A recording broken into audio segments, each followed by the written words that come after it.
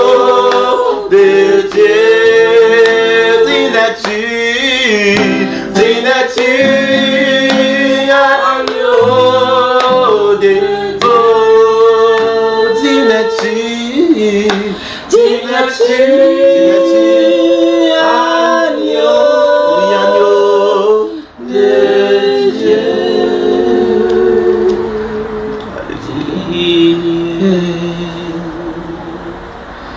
Digne de te remercier, louer et adorer.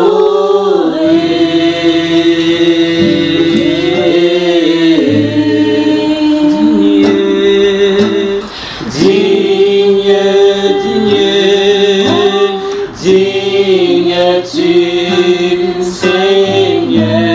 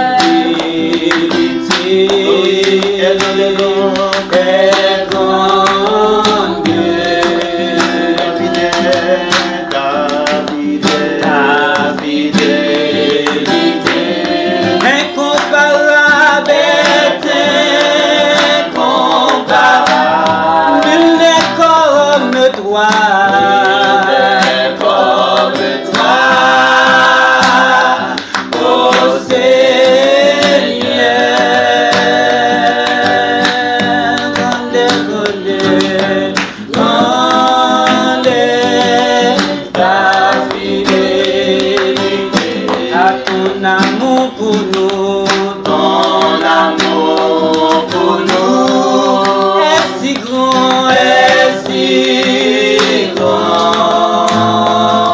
ton amour pour nous, Ton amour pour nous incomparable, est incomparable. lui qui est comme toi. Comme toi, Amen. ô Seigneur.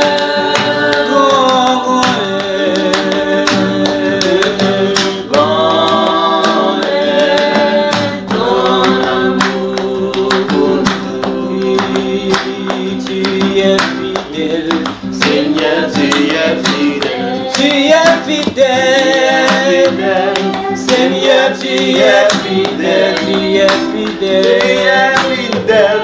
Seigneur, tu es fidèle. Tu es fidèle. Seigneur, tu es fidèle. Seigneur, tu es réel. Seigneur, tu es réel. Tu es réel. Seigneur, tu es réel. Tu es réel. Seigneur, tu es réel. Tu es réel. Seigneur, tu es Tu es si bon. Tu es si bon. Seigneur, tu es si bon. Tu es si bon. Tu es si bon. Seigneur, tu es si bon. Tu es si bon. Tu es si bon. Seigneur, tu es si bon. Si bon, si Tu bon. es si bon. Seigneur, tu es si bon. Content sur toi. Sur toi, Seigneur, content sur toi. Content sur toi. Content sur toi, Seigneur, content sur toi. Content sur toi. Seigneur, content sur toi. Content sur toi, Seigneur, content sur toi. Content sur Toi, Seigneur, content sur toi. Content sur toi, Seigneur, content sur toi. oh, oui, content sur toi, Seigneur, content sur toi. Content sur toi, Seigneur. Merveilleux est ton nom, Amen, Jésus. Merveilleux. merveilleux est ton nom. Amen, Jésus. Merveilleux. Merveilleux est ton nom. Merveilleux, merveilleux est ton nom. Oui, merveilleux, merveilleux est ton nom. Oh oui, Jésus, Jésus, toi c'est le merveilleux Jésus. Merveilleux est ton nom. Qui peut se comparer à toi? Merveilleux est ton nom. Merveilleux est ton nom, Jésus. Prince de paix, ton nom, Jésus. Prince de paix, ton nom, Jésus. Prince de paix, ton nom, oui, oui, prince de paix, ton nom. Oui, prince de paix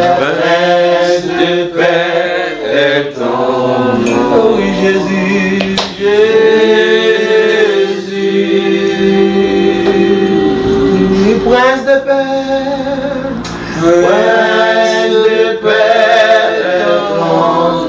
Oh oui, le nom si merveilleux. Prince de paix est ton nom. Prince de paix. Prince de paix, ton nom, Jésus. Il a reçu le nom au-dessus des trônes. Il a reçu le nom au-dessus au-dessus de tout nom, toute langue confessera, amen, lorsqu'on parlera de l'agneau. Tout genou fléchira, amen.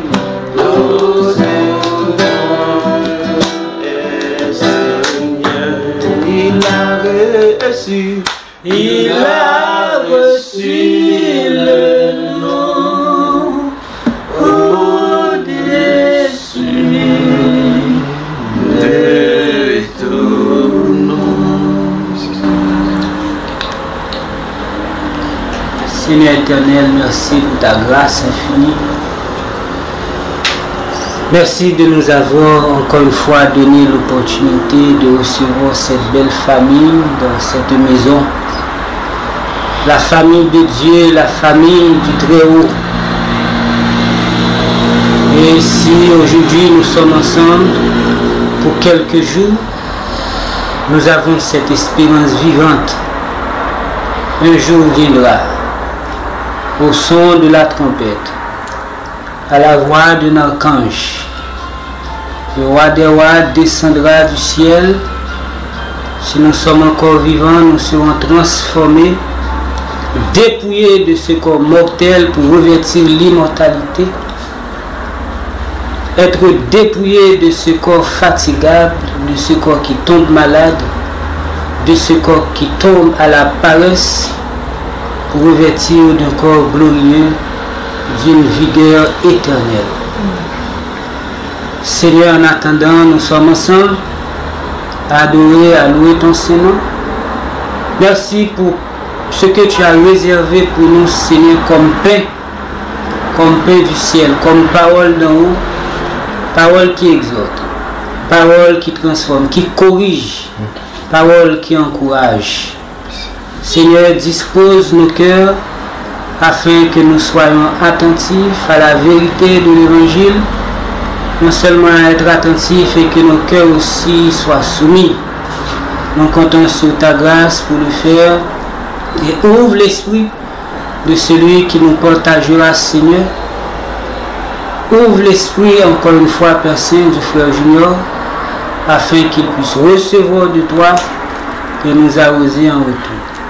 Et que lui-même aussi soit arrosé, car celui qui arrose est arrosé de Dieu. Au nom de Jésus, nous sommes disposés. Amen. Amen. Amen. Que le Seigneur vous bénisse. Amen. Bon appétit. Oh, rien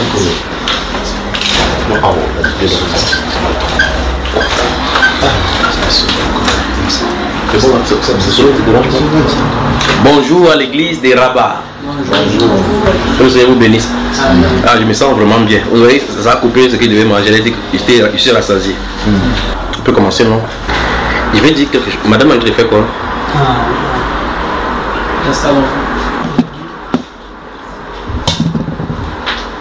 Comme j'ai dit, tout à l'heure, là, toute la nuit, je n'ai pas dormi. Et durant toute la nuit, comme je n'ai pas eu de sommeil, je suis allé à la fenêtre, j'ai médité, je me suis mis à genoux, j'ai prié. Mais ce qui est curieux, c'est que je suis en train de prier pour vous, et prier pour tout ce qui se passe ici. Mais Dieu me parle de la République démocratique du Congo. La République démocratique du Congo, le principe, c'est pas là-bas, je suis en train de dire dans une autre direction, quoi. Donc je suis en train de prier pour nous.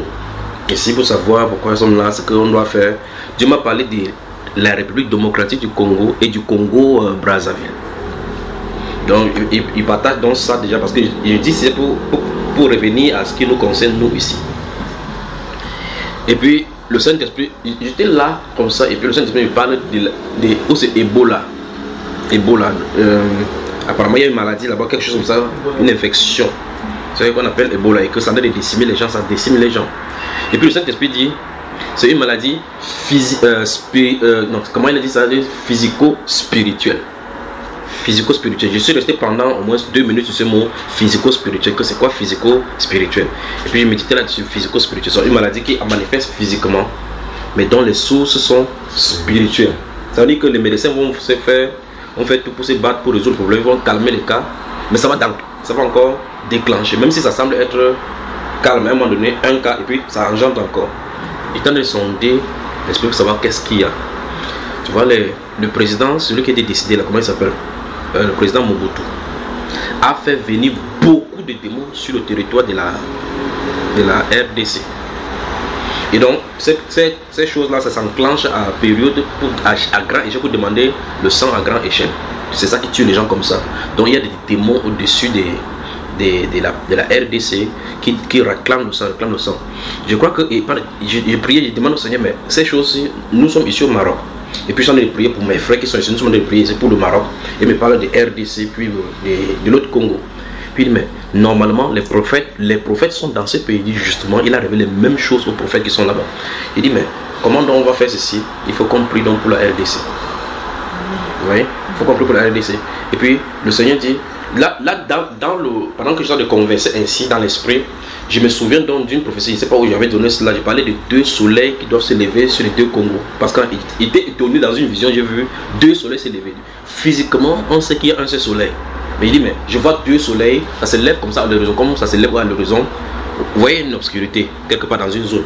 Et puis sur la police, c'est comme si la lumière se lève. Et puis quand ça sort visiblement, on voit 2 soleils. Il dit, c'est quoi? Il dit, le Seigneur dit, le soleil se lève sur les 2 Congos. Donc hier, pendant que j'étais en train de converser, et puis il dit, donc le Seigneur dit, est-ce qu'ils perçoivent ce qu'il est en train de faire déjà à RDC? Il dit, du côté de ce soleil, c'est du côté de l'autre Congo. Parce qu'en réalité, c'est le même pays en réalité. C'est le même peuple. C'est pour ça que le soleil s'est divisé en 2. C'est un peuple qui est initialement un. Et puis qui se sont divisés. Donc c'est le même peuple, le Congo RDC et le Congo de l'autre côté là. Et puis je regarde dans l'esprit, il dit, le changement arrive. Que prophétise que le changement arrive sur le Congo de l'autre Congo. Pas Kinshasa. L'autre Congo. Donc il y a un changement de régime qui se prépare également là-bas. Donc Dieu va susciter les gens là-bas. Il y aura des contestations. Toi tu es de quel Congo? Brazzaville. Il y aura des contestations fortes maintenant pour réclamer le départ de ton président. Ça va être plus fort maintenant. Et avec cela, en parallèle, il va subir des fougues dans son sang par rapport à la maladie. Donc il a des affaiblis pendant que la force de ses ennemis sont d'aller pour le changement. Mais le changement aussi n'arrivera pas comme les gens le veulent, parce que comme Dieu a de vouloir faire sur l'autre Congo, c'est la même chose qu'il veut faire sur l'autre Congo aussi, parce qu'il veut traiter avec les dieux étrangers là-bas. Mais le cas le plus typique, c'est le cas de la RDC, parce que là-bas se trouvent des morts. Et donc Dieu dit qu'il veut détruire leur alliance avec la mort. Et il a dit, il renverse, voilà les 2 passages qu'il m'a donné. Il dit, le voile, parce qu'il y a une montagne là-bas, on a fait des sacrifices. Il dit, le voile de la mort et l'alliance avec la mort qui était sur ce pays, ça c'est la RDC, sera brisé. Et de l'autre côté, il dit, le dessein des nations, c'est-à-dire qu'ils ont leur plan là-bas, ils ne savent pas ce qu'ils ont prévu faire là-bas, il va renverser le dessein et son dessein à lui qui va s'accomplir. Voilà les 2 choses que Dieu m'a dit concernant RDC. Et puis il regarde, il dit, qu'est-ce qu'il faut faire? Donc ça veut dire qu'il faut que les prophètes qui sont là-bas, les frères qui sont là-bas, prient et jeûnent. Les médecins vont se battre parce qu'ils ne peuvent pas faire autrement. Quand il y a une situation, il faut gérer, il faut isoler, il faut faire les zones tampons pour isoler. C'est leur rôle là-bas. Mais il faut que les intercesseurs et les prophètes qui sont là-bas, prophètes particulièrement, sachent que c'est une histoire spirituelle. Ebola, le virus d'Ebola, c'est ça non? C'est une histoire spirituelle. Donc si c'est mettre en prière et qu'ils prient en répétant qu'il faut que le Seigneur guérisse leur pays, Dieu va guérir le pays, guérir le pays, guérir le pays. Un mois suffisant pour botter Ebola hors de la RDC. C'est terrible. Donc j'étais en train de dire, donc, pourquoi le Seigneur a fait comme ça? Après ce qu'il est rentré maintenant, il dit, vous n'avez pas de problème. Et c'est ça que va me conduire dans le message qu'il va parler maintenant là. Que nous n'avons pas de problèmes. Voici les vrais problèmes. Parce que les gens sont en train de souffrir, vous voyez, 2000 morts, 3000 morts. Quelqu'un reste comme ça, 3000. Or, ce sont des anges déchus qui sont de faire cela. Vous allez dans la Bible, vous allez voir quand le roi David avait fait le dénombrement et que les fléaux lui ont été proposés. Parmi les fléaux, il a dit qu'il faut qu'ils tombent entre les mains de Dieu vivant. Parmi les fléaux, la Bible déclare que les gens tombaient là-bas parce que des maladies dans la foule, mais c'était un ange qui tendait sa main sur la ville de Jérusalem et les gens mouraient. Donc si on va sur le plan physique, on va voir que non, les gens tombaient peut-être dessus d'une maladie ou peut-être une contagion. Les gens tombaient, mouraient. Qu'est-ce qui se passe? C'est une contagion. Mais spirituellement, il y avait un être derrière qui tendait la main. Même chose avec le livre des Nombres, quand ils avaient fait le veau d'or, après ils ont fait le sacrifice, danser, ils ont fait la fornication là-bas. La Bible du cas qui s'est levé pour danser, et puis il peut danser, puis le destructeur est entré. Et de l'autre côté, en arrière-plan, c'est tous des anges qui sont là pour exécuter. Ça, c'est du côté de Dieu. Donc quand Dieu envoie une maladie, parce que dans la Bible, il a dit que si on lui obéit, dans le livre d'Exode, il dit il ne frappera point le pays de toutes les plaies qu'il a frappé l'Égypte, la contusion, l'hémorroïde, autres. Mais il dit, mais si on lui désobéit, tous ces plaies viendront, il va les frapper, ils vont languir en plein jour. Donc Dieu lui-même frappe des maladies. Mais pour RDC, c'est une alliance de leur président avec les démons. Ils buvaient du sang humain. Et donc les démons, quand ils meurent, la chair s'y meurt, les démons, ils sont invités dans le pays. Et c'est le roi du pays qui invite.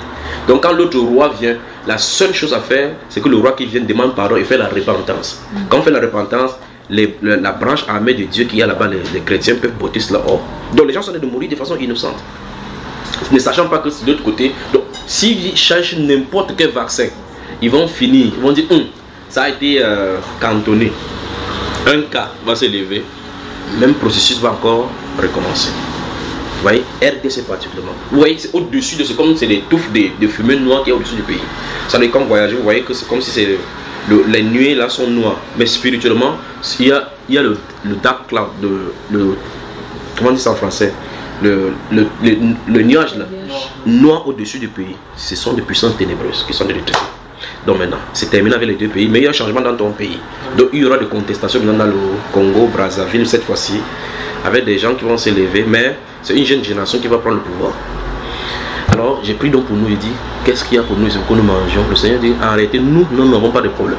C'est-à-dire que spirituellement parlant, nous n'avons pas de problème. Ceci me pose donc la question dont nous allons lire les Saintes Écritures maintenant. Pourquoi? C'est la seule question qu'on va poser. Je vais partager pendant quelques minutes sur la question pourquoi. Si nous n'avons pas de problème, donc alors pourquoi telle chose arrive? Amen. On se dans les Saintes Écritures, dans le livre de Jérémie déjà. Que Dieu vous bénisse. Je suis fier franchement d'être ici. Je me sens bien. Jérémie au chapitre 12.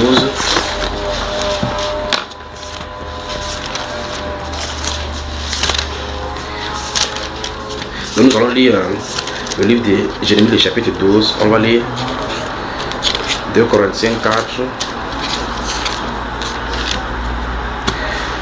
Et puis Jacques chapitre 1. Selon que le Seigneur va nous diriger. Je vais lire à partir de... Frère, tu peux nous lire dans le temps. C'est lui, c'est comme tu as là. Oui. Ok, lisons alors. Jérémie 8, verset 12. Non, chapitre 12. Nous allons lire Jérémie jusqu'au verset 6. Chapitre 12, verset 1 à 6. Je lis. Tu es trop juste, Éternel, pour que je conteste avec toi. Je veux néanmoins t'adresser la parole sur tes jugements. Pourquoi la voie des méchants est-elle prospère? Pourquoi tous les perfides vivent-ils en paix? Tu les as plantés, ils ont pris racine, ils croissent, ils portent du fruit. Tu es près de leur bouche, mais loin de leur cœur. Et toi, Éternel, tu me connais, tu me vois, tu sens mon cœur qui est avec toi. Enlève-les comme des brebis qu'on doit égorger et prépare-les pour le jour du carnage. Jusqu'à quand le pays sera-t-il dans le deuil et l'herbe de tous les champs sera-t-elle desséchée?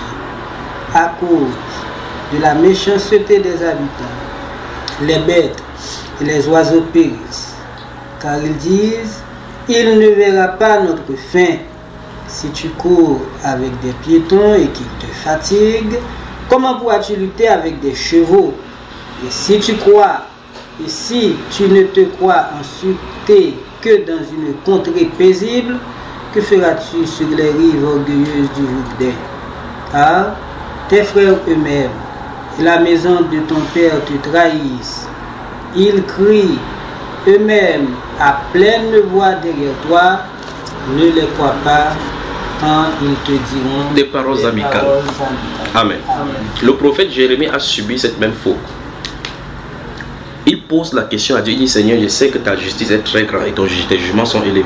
Mais néanmoins, je vais t'adresser cette question. Pourquoi? La question est pourquoi. On peut maintenant juxtaposer avec n'importe quelle ramification. Pourquoi les méchants prospèrent-ils? Il veut savoir que Dieu lui donne la vraie réponse. On s'attendra à ce que c'est ceux qui sont en règle avec le Seigneur qui prospèrent. Mais il observe dans le firmament, parce que là, il se trouve dans l'esprit de causer avec le Seigneur, qu'en réalité, Si on regarde sur la terre au sens du standard du monde, ce sont les mondains qui réussissent. La preuve en est que nous sommes ici dans une maison où tu es en train de louer et la personne qui a ça, peut-être tu parles de Jésus, va te dire c'est la dernière fois que tu parles. C'est sa maison à lui. Vous allez quelque part dans un supermarché, vous voyez un vaste supermarché. La personne qui gère cela, il a une idole quelque part. Peut-être il a acheté cela en Inde. C'est des aspects qui prospèrent. Toi, en tant que chrétien, tu fais pour toi, tu ouvres un comptoir, rien semble marcher. Mais lui, il va voler les impôts. Voler la lumière. Quand ils ont la lumière chez eux, ils font un truc de compteur. Ils essaient de faire toujours des manigances. Ils réussissent, ils prospèrent. Toi, tu veux marcher dans la voie de la justice, tu restes comme ça pendant 2 jours, tu ne vends rien. Pour te prouver que le monde-ci a horreur de la justice de Dieu. Pour te prouver qu'en réalité, ce n'est pas ton monde à toi ici. On est ici seulement, on maintient seulement le rythme pour nous préparer à partir. C'est-à-dire que nous sommes pèlerins, au sens propre. Alors eux, ils s'en foutent de toute la justice, ils s'en foutent de tout ce qu'on peut appeler péché ou quoi que ce soit. Pour eux, l'essentiel c'est de s'enrichir. Alors Jérémie pose la question à Dieu, pourquoi donc ils prospèrent? Pourquoi ils... Et Dieu, il dit là clairement que Dieu les a plantés. Dans le livre de Matthieu, chapitre 15, verset 13, il est dit là-bas que toute plante que n'a pas planté mon Père Céleste sera déracinée. Et ici, Jérémie dit que c'est toi qui les as plantés. Parce que Jérémie dit que c'est toi qui les as créés. Tu es de la bouche, mais loin du cœur. Ça veut dire que leur pratique, ils n'aiment pas le Seigneur véritablement. Ils peuvent dire, oh, que Dieu te bénisse. Il parle ici des Juifs, parce que les Juifs, il n'y a pas plus religieux que les Juifs. Ils pouvaient aller au temple, faire n'importe quoi, mais au sens propre du terme, ils ne sont pas avec Dieu. Au point où Dieu lui-même dit à Jérémie, les 2 derniers versets, que même dans ta propre famille, c'est comme ça. Donc quand tu finis de prêcher là, c'est ce qu'on dit. Regardez les 2 derniers versets. Le verset 6 particulièrement. Il dit, car tes frères eux-mêmes, donc on parle de Jérémie ici, tes frères eux-mêmes et la maison de ton père te trahissent. Donc quand Jérémie finit de prêcher dans le temple, il rentre à la maison, il parle pas, il entre, il entre. On dit que le petit gouzou, Cro-Magnon là est encore venu ici, là, voilà. Il passe son temps à bavarder, personne n'est pas dans son église. Regardez, il dit, et ils crient eux-mêmes à pleine voix derrière toi. Ne les crois pas quand ils te diront des paroles amicales. Jérémie souffrait au dedans et au dehors. Non seulement au dedans au sens propre, mais au dedans dans la maison. Dans la maison, il avait pour ennemi les gens de sa maison. À l'intérieur de lui, il avait des problèmes. À l'extérieur de son compatriote, il avait des problèmes. Le plus grave de tout cela, ce sont les interrogations qu'il avait à l'intérieur dont il n'avait pas de questions, il n'avait pas de réponse. C'était la question de Dieu. Et Dieu commence à lui poser des situations. Il dit que si un être humain se croit être en sécurité lorsqu'il y a la paix, qu'adviendra-t-il lorsqu'il sera dans les rives orgueilleuses du Jourdain? C'est-à-dire que lorsque les rives commencent, vous savez comme l'eau peut amener quelqu'un en train. Dieu veut dire par là que ce n'est pas quand tout est stable qu'il y a la paix. C'est-à-dire que dans le trouble, la véritable personne qui a la paix commence à l'intérieur du cœur. Ça veut dire qu'au milieu, dans un pays en guerre, dans un pays en trouble, quelqu'un peut vivre en paix. Autrement dit, il ne faut pas regarder la paix à l'extérieur. Il faut regarder la paix comme on le regarde. Mais je me pose la question à Dieu, pourquoi? Maintenant, si Dieu répond à cette question-ci, et qu'en regardant avec nous, les chrétiens, la question c'est, vous allez à l'école, vous allez composer comme notre frère va composer. Vous asseyez sur le banc. L'épreuve est difficile. Le professeur qui est là-bas vous suivez dit, voici ça au tableau. En tant que chrétien, est-ce que tu vas copier ça? C'est un cas pratique. C'est-à-dire, tu veux composer un concours, vous êtes 12 en classe, c'est une compétition qui va donner à passer ou pas. Et tu vois que tu comptes là-dessus, puis au tableau, tu sais que l'exercice tu ne peux pas faire. Et quelqu'un te dit, ou bien encore ton voisin fait, il trouve. Et que tes yeux ont vu, est-ce que tu copieras? Tu copies, on appelle ça quoi, frère? Le vol, la tricherie, la fraude. En tant que chrétien, est-ce qu'on doit le faire? Qu'est-ce qu'on devrait faire? Mais en tout temps, en classe, tout le monde copie, il regarde le copier, pas de copier. Tu dois faire exactement ce que Dieu dit. Tu vois cela? Donc eux, ils ne s'occupent pas de ça, mais pourquoi donc le méchant prospère-t-il? Il faut que Dieu nous donne la réponse. Amen. Amen. On peut continuer. Chapitre 16 des Proverbes. Il n'a pas eu ces problèmes si seul le prophète Asaph a eu la même difficulté. Dans les psaumes 73 et 78, il a posé la même question. Et je crois qu'après le proverbe 16, on va y aller. Proverbe au chapitre 16. Et donc, pourquoi c'est pourquoi? La question pourquoi est posée parce que j'ai dit, j'étais en train de prier pour nous. Le Seigneur parle de RDC et de l'autre Congo. Et puis pour nous, il dit qu'il n'y a pas de problème. Ok. Moi, je pose la question, il n'y a pas de problème. Pourquoi donc nous passons par des difficultés? C'est ça le problème. Parce que normalement, chacun de nous expérimente des difficultés au point où il voudrait s'en sortir. Mais le Dieu dit qu'il n'y a pas de problème. Et moi, je crois, si Dieu dit qu'il n'y a pas de problème, c'est qu'il n'y a pas de problème. Même si tu crois qu'il y a des problèmes, ta croyance là est une fausse croyance parce que c'est Dieu lui-même qui a la vraie. Amen. Amen. Chapitre 16, verset 4. Verset 4 seulement, frère. L'Éternel a tout fait pour un but. Oui. Même les méchants pour le jour du malheur. Donc ça veut dire qu'on commence à comprendre que même s'il réussit, c'est pour un but. L'Éternel a tout fait pour un but. Donc, même les méchants pour le jour du malheur. Ça veut dire que le méchant est là pour le jugement. Dieu l'a fait pour un but. Le but, c'est pour proclamer ses jugements. Parce que s'il y a jugement, il faut que quelqu'un subisse des jugements. Donc les méchants sont là pour être jugés. Alors dans le livre Psaume maintenant.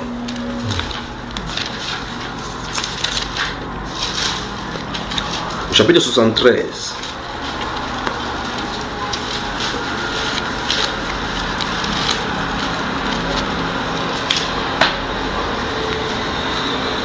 Asaph a souffert. Ces choses, ce sont les prophètes qui les subissent. Et principalement les prophètes de l'Ancien Testament qui subissaient bien ces choses-ci. Parce que Dieu utilisait leur vie pour pouvoir enseigner. Ils pouvaient passer par des difficultés comme le prophète Ézéchiel. Dieu, pour lui enseigner que tu ne dois pas pleurer, il dit ok, je vais tuer ta femme. La personne avec qui tu dors. Dieu t'informe, c'est Dieu parlant. Tu as lu ça, frère et soeur? Déjà. Et tu n'as pas déposé la Bible d'abord, allez te promener. Tu as dit à ta femme. C'est pas possible. Il faut que ta femme te dise que dis à Dieu qu'il ne commence pas déjà la prophétie là sur nous, d'accord? Il dit, et il lui dit clairement quand il va pleurer, quand il va faire, ne pleure pas. Oui, carrément. Et Dieu fait ça, il dit le but, l'enseignement qu'il veut amener en Israël, c'est que ceux qui chérissent, appelé le temple là, Dieu va les détruire. Donc, on lui dit au prophète que va leur dire que le temple sera détruit. Il dit que non, voici la manière dont il veut faire pour qu'ils comprennent ça. Il veut tuer ta femme. Parce que normalement tu chéris ta femme. Pour qu'ils comprennent que non, ce qui t'attache au cœur, je vais enlever. Il tue la femme de son prophète. Ça me dépasse la Bible. On peut dire ça, non? Tu veux? Allons-y à le lire.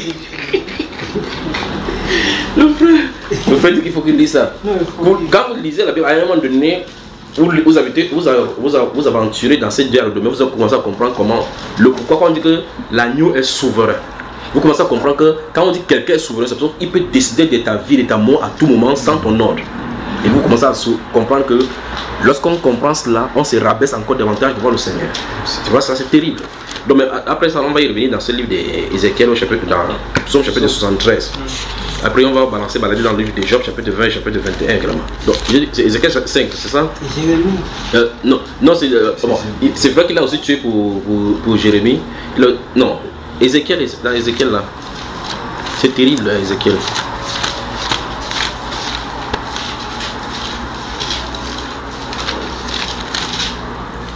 C'est terrible.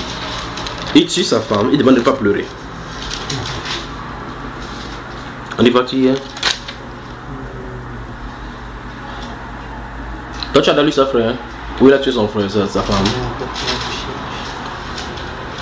Chapitre 4, c'est au chapitre 4 ça se trouve. Et puis on va lire, il y en a plusieurs prophéties comme ça à l'intérieur. Ah, tu n'as pas prêté attention, hein? Lis à partir du verset 1 du chapitre 4, frère, lisons doucement pendant qu'il regarde là. Et toi, fils de l'homme, là je pense pas que c'est Ézéchiel 4. Hein? Yeah. Et Ézéchiel et Jérémie aussi. Je lis ou bien? Non, lis. Et toi, fils de l'homme, prends une brique, place-la devant toi et tu y traceras une ville, Jérusalem. Représente-la en état de siège, forme des retranchements, élève contre elle des terrasses, et environne-la de camps, dresse contre elle des béliers tout autour. Prends une poêle de fer, et mets-la comme un mur de fer entre toi et la ville, dirige ta face contre elle, et elle sera assiégée, et tu l'assiégeras. Que ce soit là un signe pour la maison d'Israël. Puis couche-toi sur le côté gauche. Mais-y l'iniquité de la maison d'Israël, et tu porteras leur iniquité autant de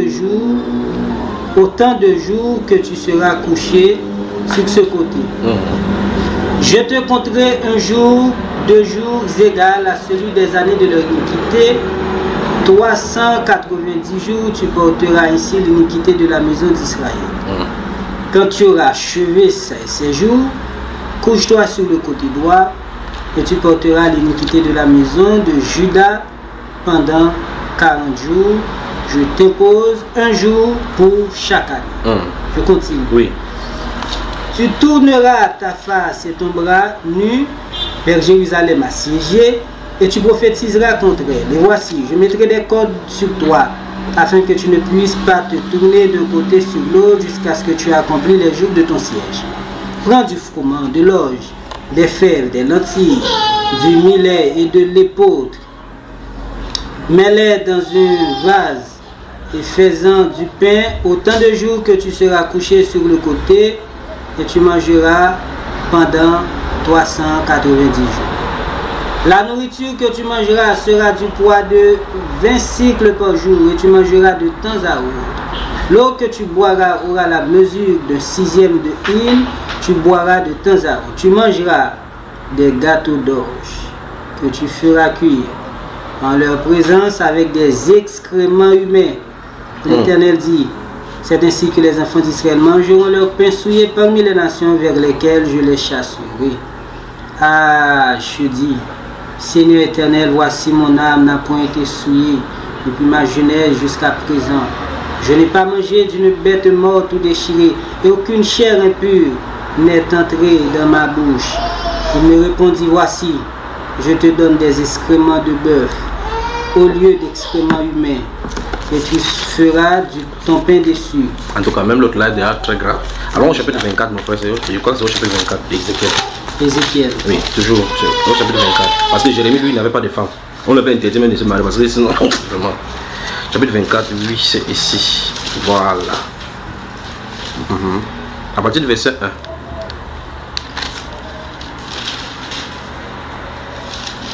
Jérémie 24. Jérémie. Ça, c'est Ézéchiel 24. Prenons à partir du verset 15 rapidement. Ézéchiel 24 à partir du verset 15. La parole de l'Éternel me fut adressée en ces mots. Fils de l'homme, voici, je t'enlève par une mort soudaine ce qui fait les délices de tes yeux. C'est terrible.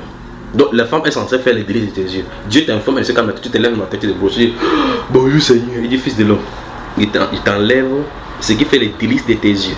Continuons. Tu ne te lamenteras point. Il lui dit que tu ne dois pas pleurer. Et tu ne pleureras point. Frère, quelqu'un avec qui tu as vécu pour longtemps, vous avez des projets, vous avez eu à passer de bons moments. On dit qu'il t'enlève, tu ne la verras plus jamais.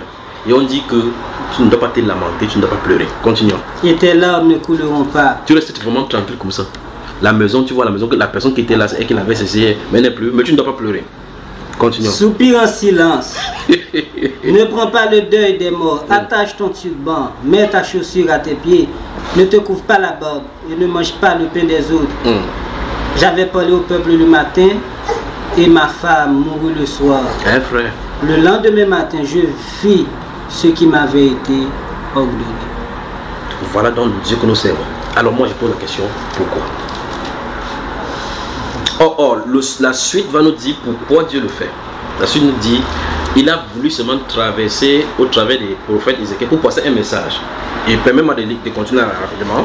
Verset 19 dit, le peuple me dit, ne nous expliqueras-tu pas ce que signifie pour nous ce que tu fais? Donc maintenant explique-nous, ta femme meurt, tu ne manges pas. Subitement tu as parlé et elle est morte. Dans notre génération on dira que non, tu allais prendre la magie en Haïti pour faire ces choses-là.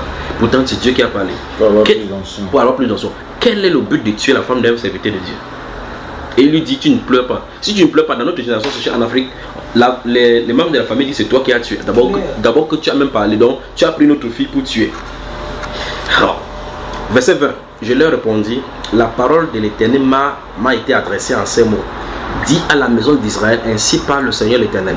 Voici, je vais faire profaner mon sanctuaire, l'orgueil de votre force, les délices de vos yeux, l'objet de votre amour, et vos fils et vos filles que vous avez laissé tomber par l'épée. Donc Dieu voulait dire, on va venir profaner le temple. Parce que la femme c'est le symbole du temple. Or, comme ça fait la fierté d'Israël, dit nous avons le temple, c'est le temple de l'Éternel, ça veut dire que Dieu est avec nous. Dieu dit qu'il va faire profaner cela. Mais pour montrer ce message, le prophète pouvait seulement venir comme Jérémie. Jérémie aura le même message ci.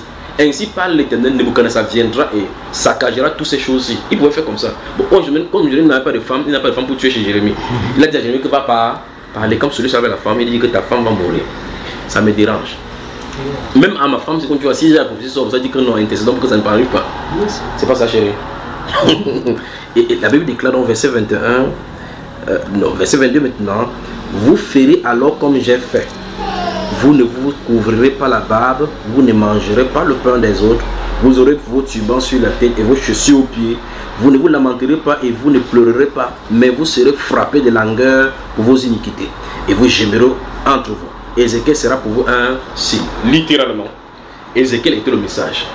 Ce qui lui arrivait était le message, mais il y a eu mort d'homme. Moi je pose la question, pourquoi? Pourquoi faut-il que pour que quelqu'un entende? Et ces gens-ci, malgré qu'ils ont fait ça, ils ne sont pas repentis. Donc ça veut dire que la femme là est morte pour rien. La femme on n'a pas dit que la femme a commis l'iniquité. On a seulement décidé que la femme du serviteur meurt. J'avais parlé le matin et le soir, ma femme mourut. Dieu lui a dit, ne pleure pas, j'ai mis à l'intérieur de toi. Tu vois, frère, ça va. Oui, ça va bien. Les larmes ne doivent pas couler.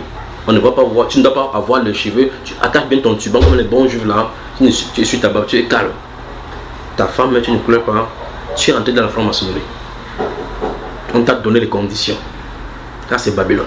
Et mais c'est Dieu qui est derrière en train de faire cela. Je pose la question, pourquoi? Pourquoi Dieu doit-il utiliser les êtres humains jusqu'à ce niveau pour pouvoir transmettre son message? Pour le cas des Juifs, quand ils sortaient de l'Égypte, il les a fait passer 40 ans dans le désert.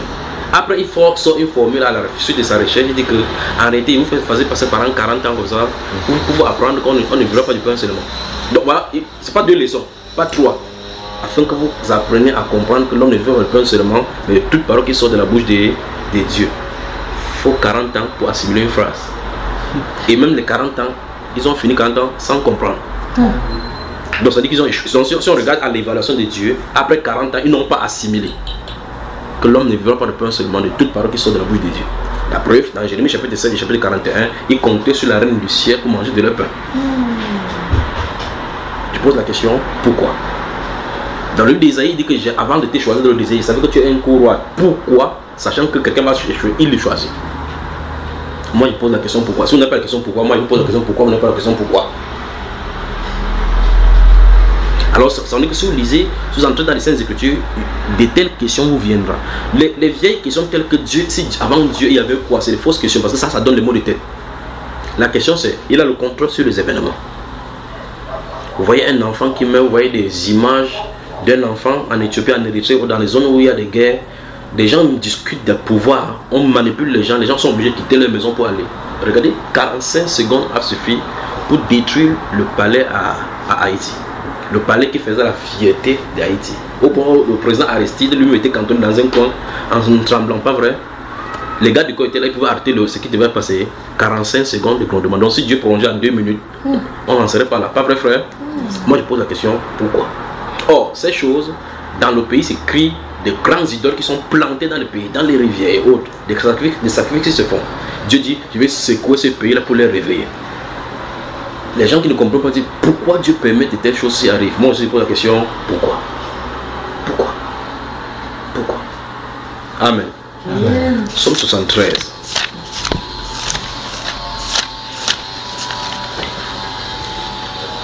Le psaume, chapitre 73. Bonjour Rabat. Bonjour. Vous êtes déjà posé aussi les questions là, pourquoi dans la Bible? Vous avez posé la question. Vous savez ce qui est arrivé quand j'ai commencé le ministère? Quand j'ai commencé le ministère, il n'avait pas où dormir. Il dormait souvent dans les bancs, il pleuvait sur moi. J'ai dormi chez quelqu'un à un moment donné, je viens, parce qu'il prêchait, il n'avait pas de prêcher, il partait prêcher quelque part, 2 heures me trouvait là-bas. Je marche dans la nuit, pom, dans l'obscurité, les bandits sortaient là-bas, les fumeurs des champs sortaient, je les regardais comme ça. Je n'ai pas peur. Et puis je viens, ça, là où il y a la fenêtre, c'est là où il y a le lit, donc il ne peut pas dire qu'il n'entend pas. Il n'ouvre pas. J'ai trouvé un banc dehors, je me couche, je mets ma Bible là-bas. Ton nom est la solution. Quand tu chantes, la porte ne s'ouvre pas. Ton nom, le moustique vient. Est la solution. Il tape le moustique. En détail, il pleut. L'eau tombe là, ce qui remonte, ça mouille tout le pied. À 4 quand il sort pour aller faire les urines, il ouvre. Ça va frère, ça va mon frère, il dit ça va bien. Tu dois faire ça avec joie, sans murmurer. J'entre, il me suit. Ton nom. Tu vois pas ça frère? Les gens viennent. Oh frère, on m'a dit si tu pries pour moi ça va marcher. Je dis oh Seigneur, sois miséricordieux. Après les gens disent waouh, c'est comme tu as fait ça marcher. Quand il parle, je pose la question à Dieu, pourquoi? Pourquoi je peux mettre la main je prie pour eux, ça marche. Et quand il dit Seigneur, qu'est-ce qu'il veut manger? C'est quand tu es dans la vision, tu as de prier. Oh Seigneur, fais telle chose. Il te montre une personne qui a des problèmes. Tu vois que tu t'orientes là-bas, qu'est-ce que cette personne dit? Ah, vous causez là-dedans, causez. Voici le problème, va lui dire telle chose. Ton problème, il veut dire ma grâce te suffit. Ma grâce te suffit. Il te contrôle comme ça, il dit, je te veux dans cette position-là. Au point où quand j'ai voyagé pour la première fois au Nigeria, ma femme m'a dit, il y a des gens qui sont venus voir ma femme, dit, il faut qu'en revenant comme ça, c'est pas normal que notre pasteur vive dans une chambre comme ça, c'est pas normal. Quand j'ai entendu ça au Nigeria, il dit que arrêtez-moi ce que vous allez faire, laissez-moi dans cette condition-là. Si le jour où Dieu voudra que nous sortions là, on va sortir. Ma femme et moi, nous connaissions tous les petits restaurants là de notre quartier de l'université. On entrait dans les petits quartiers où on entrait. Quand on a 200 francs, on s'assoit, on mange des beignets, on arrête les mains. On peut marcher 25 km par jour parce qu'on n'a pas où aller. Il faut marcher pour se distraire. On mange, on s'assoit quelque part, on bavarde, on est fatigué. Il se couche sur moi, on bavarde. Son nom est la solution. Ah oui. Après il rentre, il dit Seigneur, pourquoi? Après quand vous commencez à comprendre les voies du Seigneur, comprendre que en réalité il fait toutes choses bon en son temps. En son temps. Et Dieu ne voudrait à jamais que quelqu'un fasse en imitation à l'autre. Dieu voudrait que chacun se complaise à lui. Chacun ait le regard fixé sur lui pour qu'il fasse de toi le type qu'il veut. Pas qu'on le fasse parce qu'on a de vouloir faire chez eux. Vous voyez, on sort de l'université. Chaque personne doit avoir telle direction. Chaque telle personne s'est réussi, telle personne s'est réussi. On te pose la question, qu'est-ce que tu es devenu? Tu es prédicateur de la parole. Quelqu'un te regarde comme ça, toute ta physique que tu as fait là. C'est pour aller entrer dans la Bible avec. Et puis quand la personne parle, il hoche la tête comme ça, quand le prophète a dit que quand il me regarde, après il hoche la tête. Il hoche la tête et te regarde. Parce que quelqu'un voudrait que quand il te dit qu'est-ce que tu es, tu dis que j'ai réussi, j'ai bâti là 2 maisons, je suis un capitaine de l'armée, j'ai 2 femmes, 2 enfants, j'ai mes 3 familles, ainsi de suite. Et puis je suis calme. On dit tu as réussi. Pour Dieu, ce n'est pas ça la réussite. La réussite, c'est lorsque tu te trouves à la position que Dieu a prévue pour toi. Amen. Quand tu es dans la position que Dieu a prévue pour toi, l'extérieur n'est pas le sujet. Parce que Dieu n'a pas mis un standard à l'extérieur qu'on se compare les uns les autres. On est sorti seul du ventre de sa maman, on partira seul. Et même, chaque personne a son empreinte digitale seule. Donc chacun, quand tu mets ton empreinte digitale, ça t'identifie. Donc ce que tu as fait sur la terre comme œuvre, c'est ton œuvre là-bas. On ne doit pas imiter l'œuvre de quelqu'un. Vous voyez cela, n'est-ce pas? Amen. Alors donc, le problème commence, donc maintenant, c'est lorsqu'on commence à porter le regard sur ceux qui sont tout autour de nous, en les prenant pour référence, et non seulement pour référence, mais pour standard également. Comme tel a réussi, il faut que je réussisse. Non, j'étais premier de la classe. Comment le dernier c'est directeur, tu viens chez lui, tu regardes comme ça. Il sait clairement qu'il est passé parce que ton oncle est franc-maçon. Il a proposé qu'on le mette là-bas. Toi, tu n'as personne que Dieu. Tu dis Seigneur, Seigneur, Seigneur. Oh, tu as dit, si toutes les promesses, si sa promesse n'est pas prouvée pour toi, ça ne marchera pas. Après, quand tu rentres maintenant, les derniers qui ne sont même pas chrétiens sont promis. Toi, tu restes question. La question doit te venir. Pourquoi? Quel est le problème? Alors, tu commences maintenant. Quand on n'a pas compris ceci, on va dire que c'est ma grand-mère qui est au village. Elle avait dit une parole sur moi là, je crois que c'est ça qui a marché contre moi. Et moi j'ai dit, c'est parce que Dieu n'a pas encore parlé pour toi. Parce que si Dieu parle pour toi, rien ne peut empêcher. Donc on a des questions, chacun a sa petite question, pourquoi? Ne regardez pas les chrétiens dehors, chacun qui s'habille comme ça là. Hein. Quand il s'habille, vous voyez un chrétien, il est frais, il est pas fait, d'autres encore même les peintures pour chasser les cheveux blancs. C'est lui qui partit remis, ça arrive. Et puis vous voyez quelqu'un qui cherche des habits les dimanches, il chante et autres. Ils font toujours des chants. C'est quand ils rentrent seuls à la maison, dans leur coin, en regardant dans le miroir, que la réalité leur est donnée.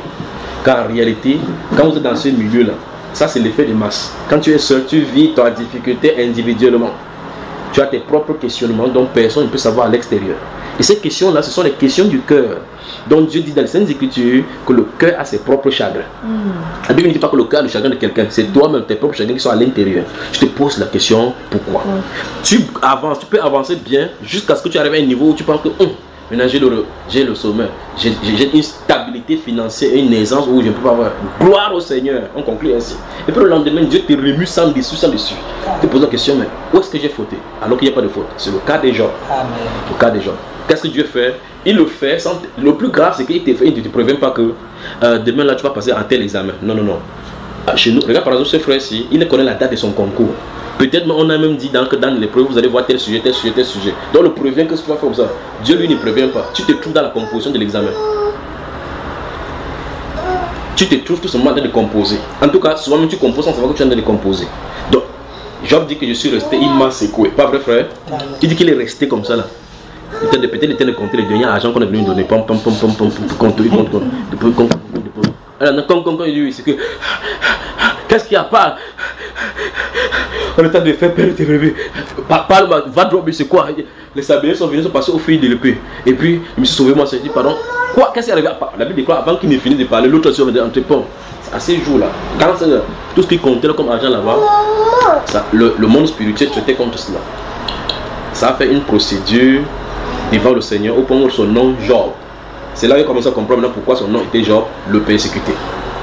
Donc quand on a dit Job, quand il était petit, on dit Job le persécuté, il ne voit pas la persécution. C'était en train d'arriver. Et le jour c'est la possibilité. Comment frère? Il voyait plutôt la richesse. Oui. Et en fait il était riche. Or pour lui, il n'a rien fait. Dieu ne lui a pas donné un signe pour montrer que les dangers arrivent. Il est seulement resté, on a discuté seulement sur lui. Et c'est même Dieu qui a attaqué Satan. Satan n'a pas attaqué Dieu. Satan était sur la terre, il partait dans les boîtes de nuit, il venait à Rabat. Il partait là-bas, à côté de, vous appelez là-bas le concours là-bas. Il allait danser là-bas, en rentrant, Dieu a dit, tu étais où? Il dit que je suis allé me balader là-bas à Marrakech. Et en partant là-bas, tu as vu Job. Il dit, qui est Job? Mon serviteur. C'est Dieu qui a dit maintenant que tu l'as vu. S'il n'avait pas dit comme ça, Job devait avoir des problèmes. Donc c'est Dieu qui nous cherche les problèmes. Dieu a dit en te balançant sur la tête, tu as vu mon serviteur Job. Il dit, tu as vu mon serviteur Job. Tu vois, Satan n'avait pas vu. Il avait vu. Et quand il a dit à Satan, Satan a dit, mais ne l'as-tu pas protégé? Donc, il nous informe que sur la terre, Satan se promène, il voit tous les enfants du Seigneur. Et quand il voit la même protectrice du Seigneur. D'accord? Et donc, c'est lui qui dit à Dieu, ôte ta protection.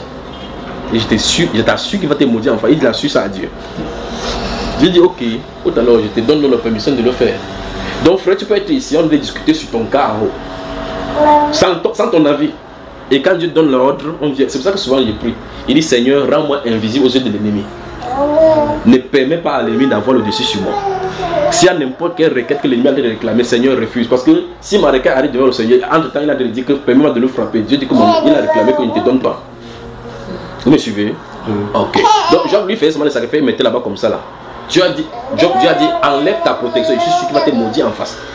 Dieu a enlevé sa protection. Et heureux celui-là qui demeure sous l'abri du Très-Haut repose à l'ombre du Tout-Puissant.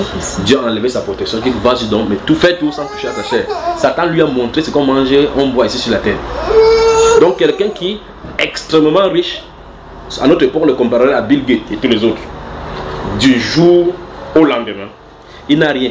Le seul ami qu'il a, c'est le chien qui vient lécher un peu ses plaies pour un peu les contusions qu'il a sur le corps. Vous imaginez que l'être humain qui est sur la terre, qui ne voit pas dans l'invisible, va dire qu'il a fait quoi? En tout cas, ses amis qui sont venus le visiter, quand ils sont venus, parce qu'ils ont entendu parler de tout ce qui est arrivé, ils ont dit que non, il faut qu'ils partent voir pour être témoins de ce qu'ils ont entendu, que c'est pas possible. On ne peut pas dire que quelqu'un qui est un milliardaire est tellement... Comment?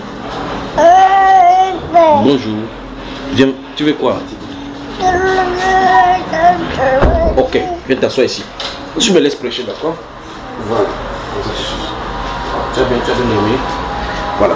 Alors, les Eliphaz de Théma et tous les autres là sont venus vraiment pour voir de les yeux, pour toucher la réalité du doigt. Ils viennent s'asseoir. Frère, la Bible déclare que quand ils ont vu, ils n'ont pas parlé de moi parce qu'ils étaient dépassés par l'événement. 7 jours. Ils ont fait 7 jours. 7 jours sur place. Donc, quand ils ont vu Job de l'autre côté, ils sont allés s'asseoir de l'autre côté, ils ne sont pas assis à côté de lui. Ils sont allés s'asseoir là-bas entre eux. Ils disent, toi, me dis, mon affaire, c'est comment tu peux justifier ça? Un homme comme ça qui donnait. Il a dû faire quelque chose. Chacun me dit, ils étaient dépassés par les événements. Et puis les interrogations ont commencé. Ça ne peut pas être possible que tu sois avec Dieu. C'est que c'est sûr que si c'est la dimension qui arrive, c'est que tu as dû fauter quelque part. Sonde dans ton cœur si tu as fait quoi que ce soit. Le gars songe. Il ne voit pas où il a fait la faute. Pas vrai, frère? Mais qu'est-ce qui se passe? Dieu a livré pour montrer plus tard que c'est quelqu'un qui est fidèle, qui est digne de confiance, qui est intègre, qui craint l'Éternel. Il voulait montrer ses caractères en lui. Mais à lui montrer ses caractères, il n'a pas dit Job en songe. Job en songe là, hein, frère. Job, je vais t'éprouver pour montrer tes qualités. Il ne fait pas comme ça. Il te met dans le feu de l'action. C'est à l'issue de cela. C'est pour ça que la Bible déclare que nous marchons par la foi et non par la vue. Parce que la foi passe au-dessus des épreuves pour se faire ressortir visible. C'est au travers des épreuves qu'on voit, qu'on a la visibilité, la tangibilité de notre foi. Ce n'est pas en proclamant par la lèvre que j'ai foi en Jésus, j'ai foi en Jésus, que non. C'est par la visibilité des épreuves dans lesquelles on traverse. Alors donc, le prophète ici, dans le chapitre 12, nous avons commencé, dit pourquoi les méchants prospèrent-ils? Donc en principe, et vous lisez le livre d'Ésaïe au chapitre 10, il est dit au verset 3 que dit que le juste prospérera. On attend sur la terre qu'il prospère, il ne prospère pas. Et la Bible déclare qu'il y a sur la tête la bénédiction, sur la tête des justes des bénédictions. Pour nous, notre bénédiction c'est sur la tête. Au-dessus de notre tête, il y a la bénédiction. Ça veut dire qu'en haut, notre bénédiction se trouve en haut, suspendu. Pour eux, c'est sur la tête. En même temps, ta tête n'est pas en haut, ta tête est en train de marcher. Il y a des réalités qu'on doit vivre et tu dois choisir ces choses. Vous venez chez quelqu'un, il dit ton Dieu que tu pries là, il est même où depuis. Celui encore qui se moque de toi, tu baisses la tête comme ça là. Après tu dis dans ton cœur que insulte-moi, tu donnes ce que je veux. Pourtant, c'est toi qui sais le vrai Dieu. Ça arrive au point où tu te rentres en toi, tu dis qu'est-ce que j'ai fait? D'autres disent que ma tête c'est la tête de Makero, que moi j'ai mis la face de Makero. Je sais que je suis maudit au village. D'autres disent non, il faut qu'on parte te laver au village. On t'envoie encore dans le son. C'est Satan qui utilise toutes ces voies-là pour te dire des choix de Dieu. Or, Dieu veut que, même s'il y a n'importe quelle difficulté, même si nous faisons face à n'importe quelle difficulté sur le plan physique, qu'on sache que c'est l'invisible, lui, qui contrôle l'invisible, qui contrôle également le physique, et qui donne toutes choses en son temps. Dans le livre d'Ecclésiaste au chapitre 9, il dit clairement que ce n'est pas parce qu'on a de la sagesse qu'on gagne du pain. Ce n'est pas parce qu'on est âgé qu'on gagne de la course. Vous voyez cela, ce n'est pas parce que vous êtes très belle que vous avez trouvé le bon mari. Il y a des bonnes femmes là-bas dont tu t'es donné compte que celle-ci fait comment pour ne pas avoir de mari. Et puis la Bible déclare tout dépend pour eux du temps et des circonstances. Et tu te demandes que temps et circonstances. La Bible déclare qu'il n'y a qu'une seule personne qui contrôle cela, le Seigneur. C'est Dieu seul qui contrôle le temps et les circonstances. Donc s'il veut t'accorder, il t'accorde. S'il ne veut pas t'accorder, si ce n'est pas son temps, il n'a pas prévu pour toi, il ne donne pas. Amen. Somme donc chapitre 73. Alors le Saint-Esprit dit, vous n'avez pas de problème. Il n'y a pas de problème, hein? Ok. Somme d'Assaf. Il y a des gens comme ça, ils vous disent quelque chose, j'en trouve des cas. Il y a des gens où ils viennent comme ça, ils disent, frère Junior, je souffre. Pendant qu'il a parlé, il a introduit le Saint-Esprit. Quel est le problème de cette personne-ci? Il dit, il n'y a pas de problème. Quelqu'un m'écrit qu'il a des situations. Toi, tu me dis qu'il n'y a pas de problème. Comment tu veux dire à quelqu'un qui a des problèmes? Moi, je suis obligé de dire ce que j'en ai entendu. Madame, vous n'avez pas des problèmes. Faites confiance au Seigneur. Ah bon? Donc, même ah bon, là, c'est pas pour dire qu'il accepte. C'est pour dire clairement que le gars, c'est simple parce qu'il vient à la maison. Vous voyez cela? Mais cette personne doit enlever ses yeux sur les... Non, laissez-la s'exprimer. Elle est aussi contente. Donc, cette personne doit retirer ses yeux sur les difficultés du moment. Vous comprenez cela, n'est-ce pas? Parce que ces difficultés du moment, c'est pour profiner. Profiner un peu comme, vous savez, c'est pas ici, ça se passe le babu là. Les forgerons et les gens qui font de l'or là, ils ont souvent des longs fers comme ça où il y a le liquide. Bon, dans le même moment, des longs traits comme ça. Ils portent l'or, ils envoient dans le feu. Et quand ils envoient ça dans le feu, c'est pour que ça est pur. Le but pour que l'or pur, pour que ça soit nettoyé, que ça nettoie, que ça enlève. Vous ne pensez pas que l'or puisse aussi subir? Donc l'or, pour que ça brille, doit passer par le feu. Et le feu doit épurer. Le but du feu, c'est d'enlever les impuretés. Enlever les impuretés. Quand il fait ressortir au travers du feu. Bon, si ça avait été un être humain, il dit, tu me brûles. Pourquoi? Il dit, c'est pour enlever le péché. Pour enlever tout ce qu'il y a comme anormal dans ta foi. Parce que notre foi est comparée à de l'or.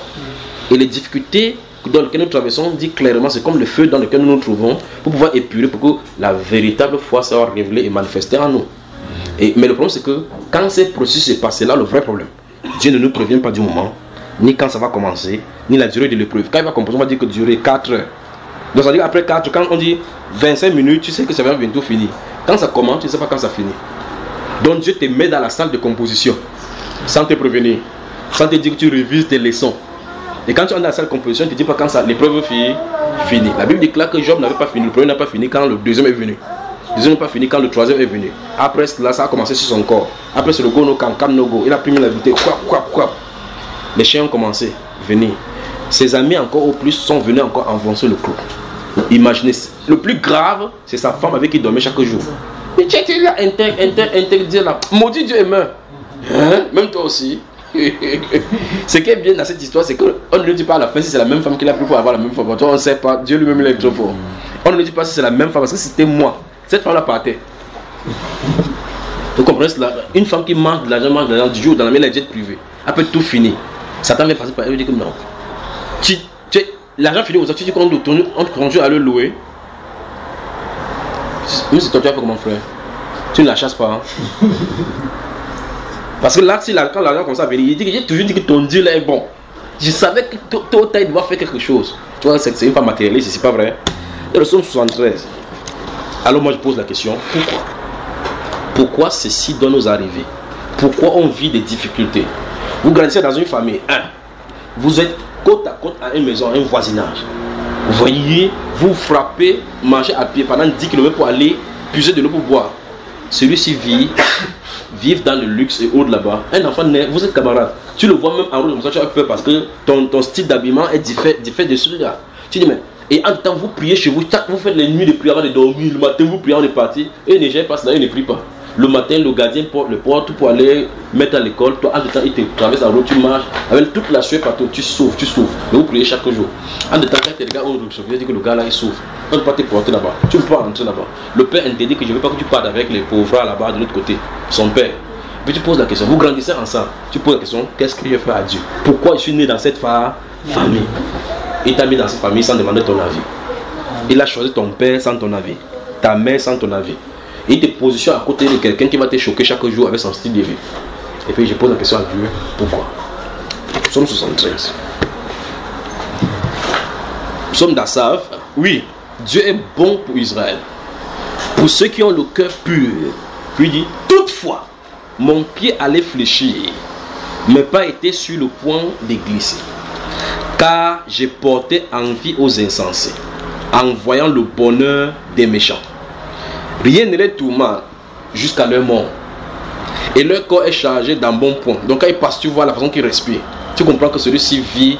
En de temps, pendant que tu prends tu faut chanter comme ça, peut-être que vous êtes dans la lampe, on nous a coupé la lumière, tu chantes Alléluia. Qu'est-ce que les voisins entendent? Qu'est-ce qu'ils font? Ils disent, ce sont les fanatiques là qui ont commencé. Vous chantez comme ça, vous louez le même Dieu. Et la Bible déclare que Dieu siège au milieu des lois des enfants d'Israël. Vous chantez comme ça, Dieu quitte le ciel. Il traverse chez le voisin où il y a le luxe et la climatisation. Il vient avec vous. Vous chantez ensemble, vous chantez. Sa présence ne change pas les circonstances des maisons où il n'ameuble pas ou bien amène la climatisation. Non. Ça fait du bien à l'âme. Quand il sort, il rentre, la réalité physique est encore là. Présent. Je me réjouis franchement, c'est Dieu ce que nous avons à servir. C'est-à-dire qu'il a mis ces choses-là, que ce soit du domaine où on ne peut pas contrôler et manipuler. Le physique, on peut manipuler encore avec notre connaissance. Mais là-bas, on ne manipule pas cela.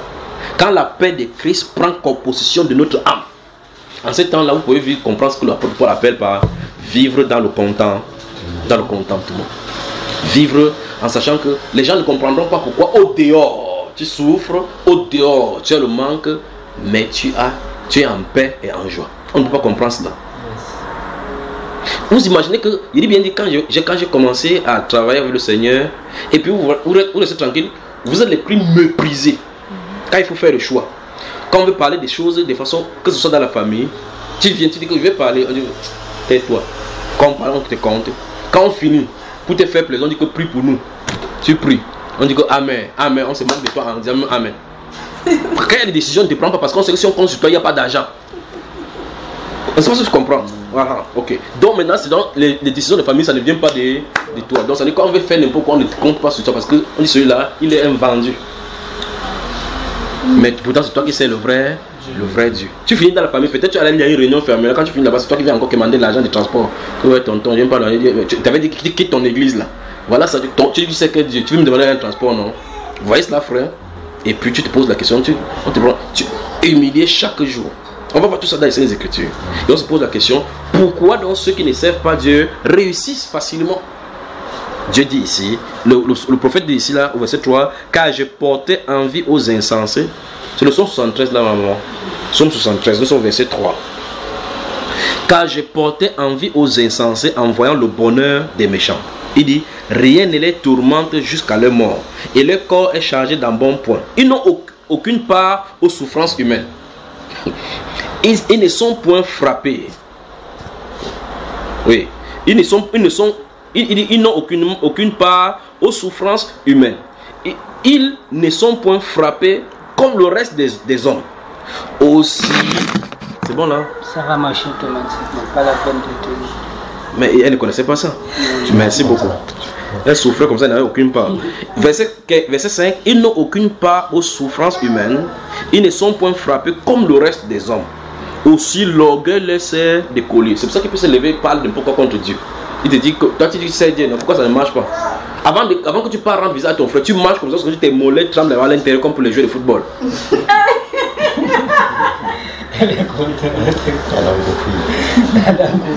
Tu marches comme ça, quand une voiture passe, celui qui passe te regarde comme ça là, tu dis que est-ce que c'est le temps, c'est ton si Dieu peut, comment Dieu peut faire? Dieu ne t'envoie pas le véhicule, il t'a donné les deux pieds. Tu marches comme ça, le soleil te frappe, la sueur te touche comme ça là. Quand tu arrives dans la maison, tu montes encore les escaliers, quand tu t'assois comme ça là, c'est juste ton corps où tu sens ce qui arrive. Mais entre temps, tu sais le vrai Dieu. Mais les mondains n'ont pas de problème, le soleil ne les frappe pas. Quand il sort de son bureau climatisé, dans sa voiture climatisée, rentre dans sa maison climatisée. La Bible déclare, il dit aussi, verset 6, aussi l'orgueil les sert d'écoliers, la violence est le vêtement qui les enveloppe. Puis l'iniquité sort de leurs entrailles, les pensées de leur cœur se font jour. Ils raillent et parlent méchamment d'opprimés. Ils profèrent des discours hautains. Ils élèvent leur bouche jusqu'aux cieux et leur langue se promène sur la terre. Voilà pourquoi son peuple, oh je n'aime pas ça, se tourne de leur côté. Normalement c'est ton peuple qui doit être ici. Voilà pourquoi ton peuple, le peuple de Dieu se trouve de leur côté. Donc vous remarquez que alors les chrétiens commencent à, quand on n'a pas compris la volonté de Dieu, on commence à poser des questions. C'est donc ainsi que Satan a à partir de là inspiré dans l'église ce qu'on appelle l'évangile de prospérité. Parce qu'on a commencé à comprendre que non, là nous refusons la pauvreté, on veut aussi être... Satan a menti les gens en disant qu'on doit être pauvre, qu'on doit servir Dieu dans la pauvreté. Dieu n'a pas demandé qu'on le serve dans la pauvreté. Dieu a demandé qu'on le serve dans le contentement. Vous voyez cela? Donc il y a un évangile qu'on a inventé maintenant, on a inventé l'évangile de prospérité pour faire contrepoids à ceux-ci. Pour leur montrer aussi qu'on sert un grand Dieu. Ce n'est pas en ayant le matériel qu'on sert un grand Dieu. Regardez les serviteurs du Seigneur dans la Bible. La Bible déclare dans le livre d'Hébreux chapitre 11 qu'ils étaient comme des balayus du monde. Ils vivaient dans les antres de la terre. Les antres, un grand prophète pas vivre dans la pierre, frère. Il part dans la bourse, là où il se cache. Ils s'étaient revêtus de peaux de bêtes. En temps, les grands cheveux, les personnes qui vivaient dans le luxe, c'était des gens qui ne craignaient pas Dieu. Donc, si on veut faire le contrepoids à ceux de ceux qui ont la prospérité dans le monde, c'est qu'on appelle différent d'eux. Parce qu'on est en train de ramener Dieu sur le plan du matériel. Dieu veut nous montrer qu'il est au-dessus du matériel. Le grand Dieu des cieux lui-même, en venant dans la chair humaine, il est allé dans une étable par l'autorité. On avait fait même les portes partout.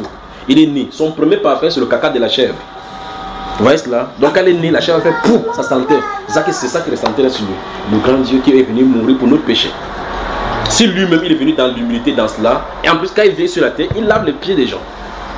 Ça me dépasse. D'où ma question, pourquoi? D'où ma question quoi? Pourquoi? Alors écoutez bien maintenant, verset 11. Et il dit, comment Dieu serait-il?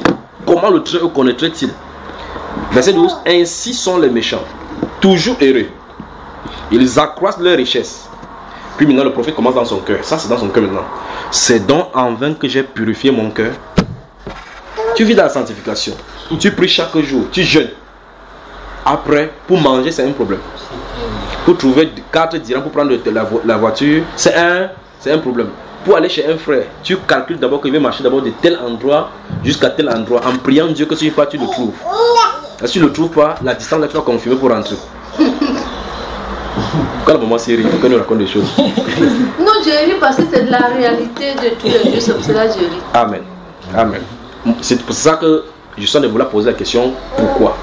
Donc, normalement, les gens doivent se poser la question pourquoi. Toute personne qui sait Dieu, il y a ces questions qui passent dans son esprit à un moment donné. Pourquoi? Pourquoi il souffre comme ça? Pourtant, il sait le vrai Dieu. Donc, le prophète dit ici au verset 13, c'est donc en vain que j'ai purifié mon cœur et que j'ai lavé mes mains dans l'innocence pour dire clairement que quand ils sont dans son cœur, il ne voit pas qu'il a fait quoi que ce soit de mauvais.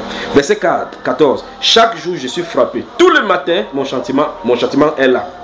Si je disais, je vais parler comme eux, voici, je trahirai la race de tes enfants.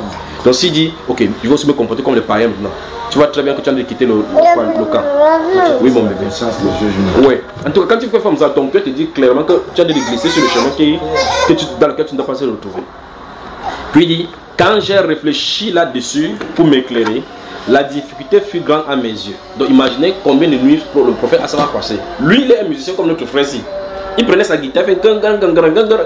Satan s'en fout de gang. Quand tu as fini gang, tu vas mettre la guitare à côté là-bas comme ça là. Après vient ton cœur, ok, la situation a alors changé. Alléluia.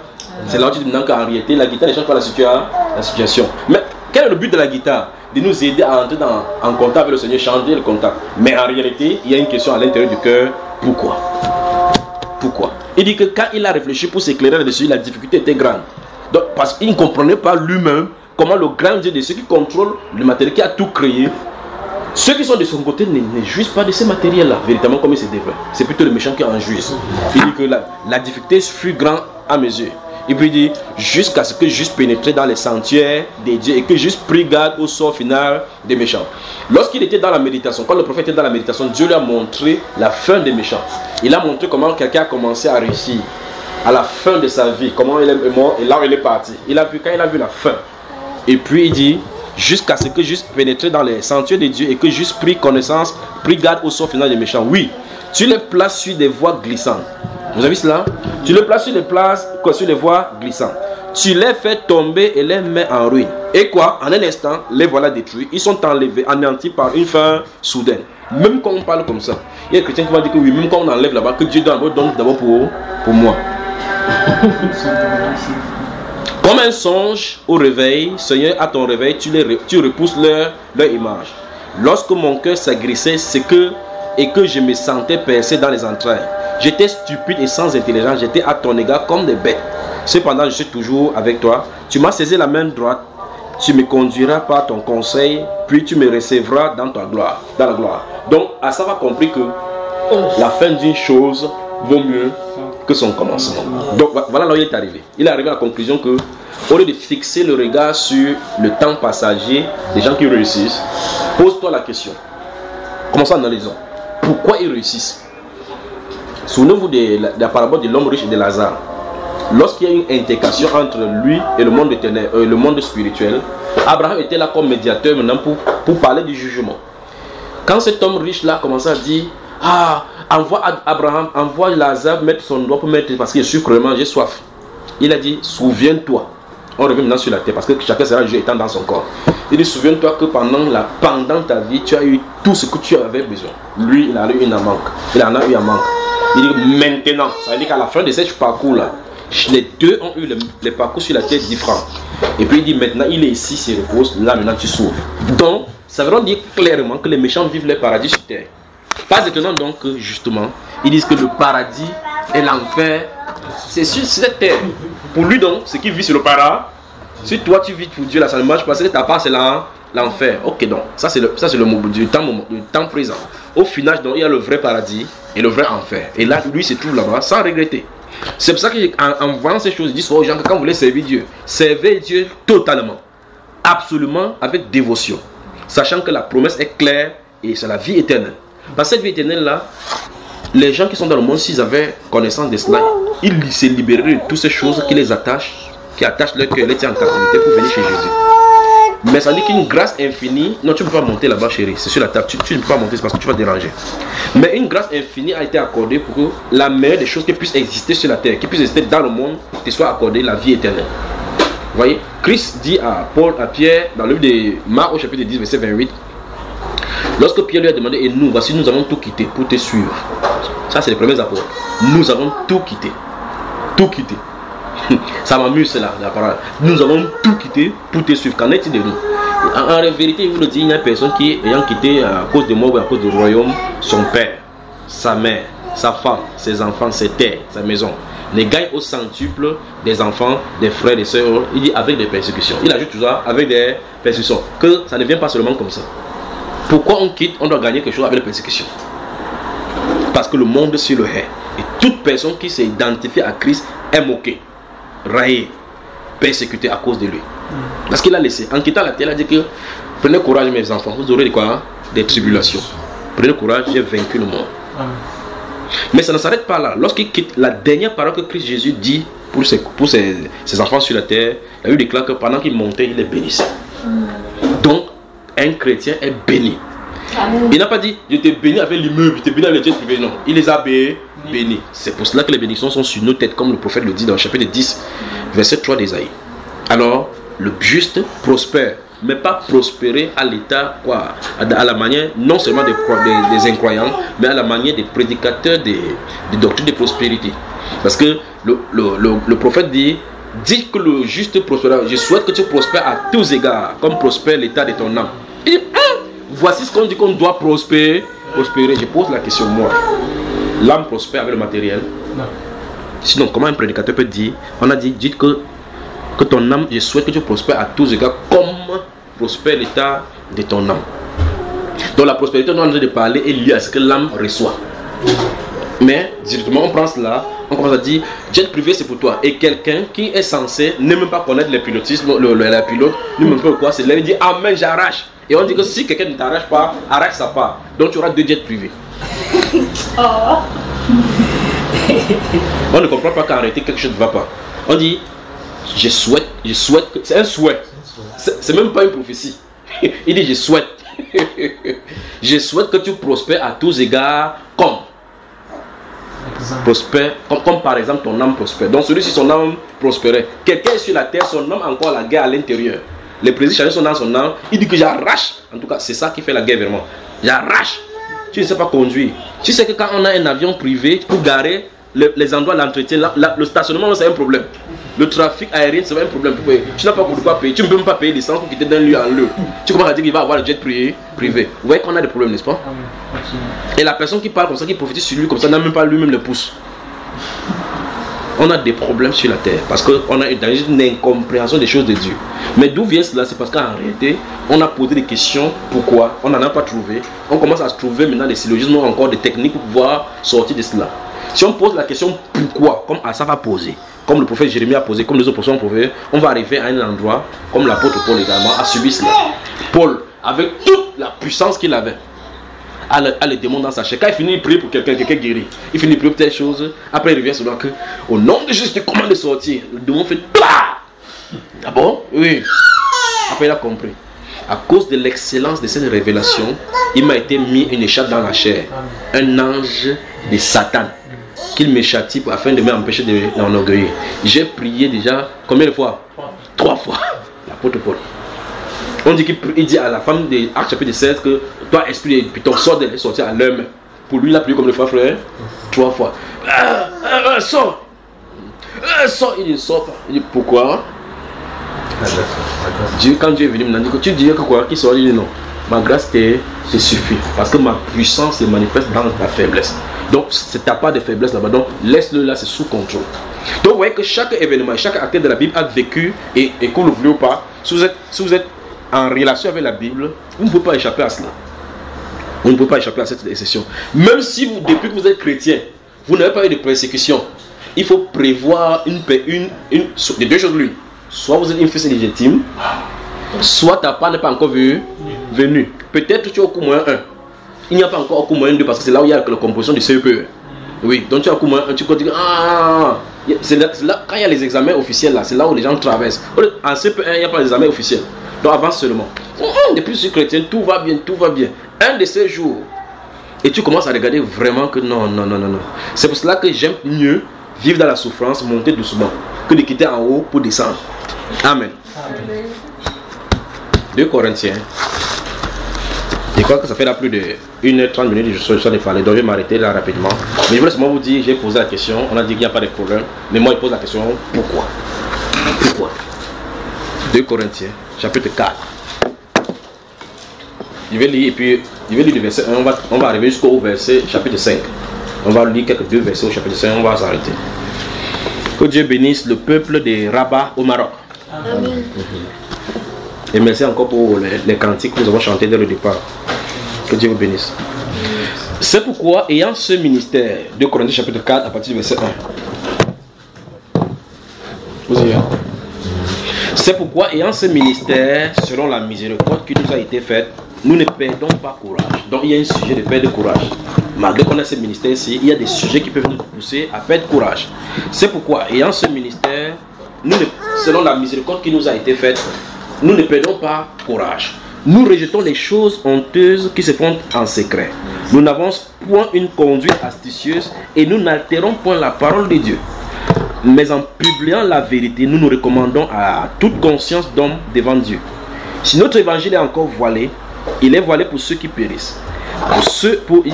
Si notre évangile est encore voilé, il est voilé pour ceux qui périssent. Pour les incrédules dont le Dieu de ces siècles. Ça commence à poser problème maintenant. Donc on commence à comprendre que l'aveuglement dont les gens nous voient L'aveuglement, ce qui fait empêche les gens de voir véritablement que, en réalité, derrière la pauvreté apparente des chrétiens se trouve manifester la lumière de Christ, qui est le type même pour amener les gens dans l'humilité. Ce voile-là vient de Lucifer. On dit ce Dieu-ci a voilé.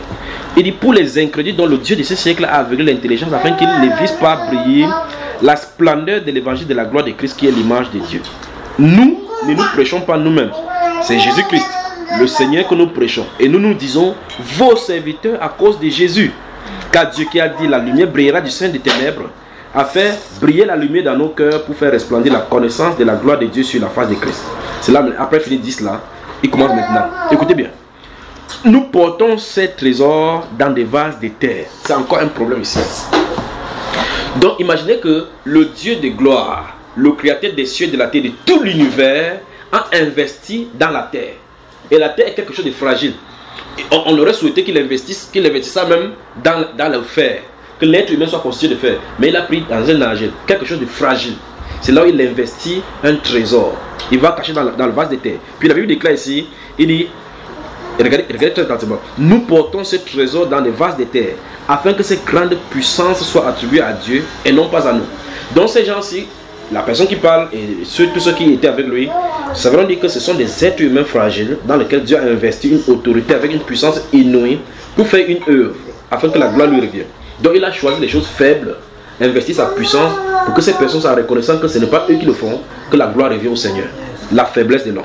Puis il dit ici, verset 8, nous sommes pressés de toute manière, mais non réduits à l'extrémité.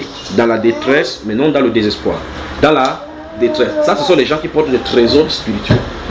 Il dit persécutés, mais non abandonnés. Abattus, mais non perdus. Portant toujours avec nous dans notre corps la mort de Jésus, afin que la vie de Jésus soit aussi manifestée dans notre corps. Car nous qui vivons, nous sommes sans cesse livrés à la mort à cause de Jésus. Mais quand il dit nous sommes censés livrer à la mort de Jésus, on ne dit pas de quelle manière cette mort vient. Ça peut venir dans toutes les directions. Il dit afin que la vie de Jésus soit aussi manifestée dans notre chair mortelle. Ainsi, la mort agit en nous et la vie agit en vous. Et comme nous avons le même esprit de foi qui est exprimé dans cette parole de l'Écriture, j'ai cru, c'est pourquoi j'ai parlé, nous aussi, nous croyons, et c'est pour cela que nous parlons. Sachant que celui qui a ressuscité le Seigneur Jésus nous ressuscitera aussi avec Jésus et nous fera paraître avec vous en sa présence. Car tout cela arrive à cause de vous, afin que la grâce en se multipliant fasse abonder la gloire de Dieu, les actions de grâce d'un plus grand nombre. C'est pourquoi, écoutez bien, à cause de toutes ces grandeurs, c'est pourquoi nous ne perdons pas courage.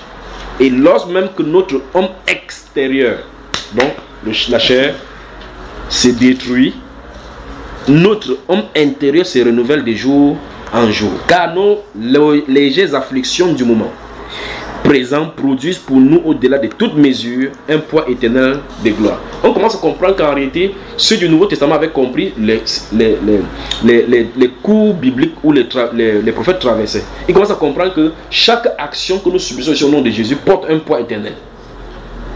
Donc on n'a pas assez lamenté. Parce que c'est un but. Et la résonance de cela va jusque dans l'éternité. Maintenant, ça veut dire que si nous ne traversons pas des difficultés à cause du nom de Jésus, on murmure, ça veut dire que ça ne sert à rien pour nous parce que nous ne subissons pas les épreuves de la foi de la bonne manière. Il dit, nous croyons et nous parlons. C'est la même parole de foi que nous avons à avoir. Il dit, nos légères afflictions du moment ne sauront être comparées à la gloire à venir. C'est ce qu'il dit ici. Parce que nous regardons non point aux choses visibles, mais à celles qui sont invisibles. Car les choses visibles sont passagères et les invisibles sont éternels. Voici donc la position des chrétiens. Lorsque quelqu'un commence à sortir dans les yeux pour regarder aux choses visibles, il va toujours chuter. Il va toujours se comparer à l'un ou l'autre. Il va pleurnicher et même souvent, les autres abandonnent la prière.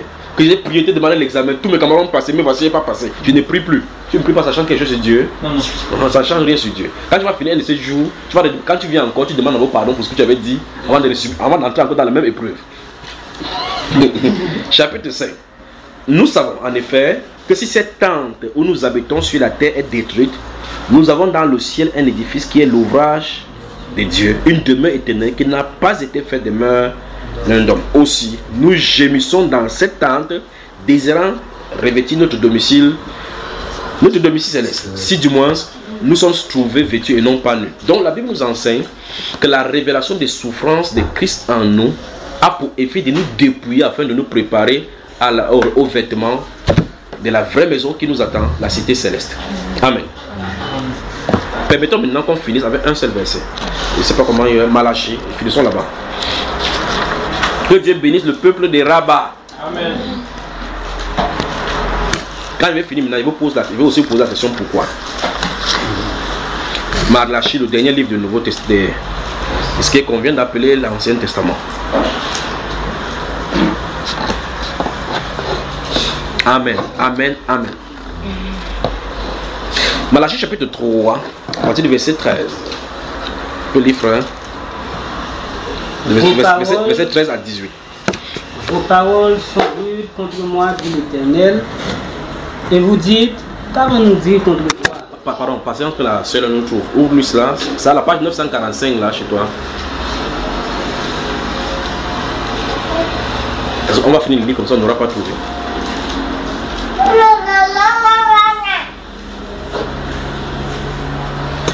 Dans un discours de notre président, le président Paul Biya, où le Cameroun passait par des difficultés, il s'est tenu là-bas devant la télévision. Il a regardé les gens droit dans les yeux avec ses verres. Il a dit, vous souffrez, j'en suis conscient. Parce que les gens exigeaient la conférence nationale. Il dit, vous souffrez et j'en suis conscient. Donc il est conscient qu'on souffre. Il dit, mais la conférence nationale est sans objet au Cameroun. Donc, nous souffrons. Le peuple souffre. Ils se disent, en allant aux conférences nationales, ça va nous permettre de résoudre beaucoup de problèmes. Il dit qu'en réalité, vous souffrez, c'est vrai, bien, je suis conscient que vous souffrez. Moi, on ne passera pas par la conférence nationale.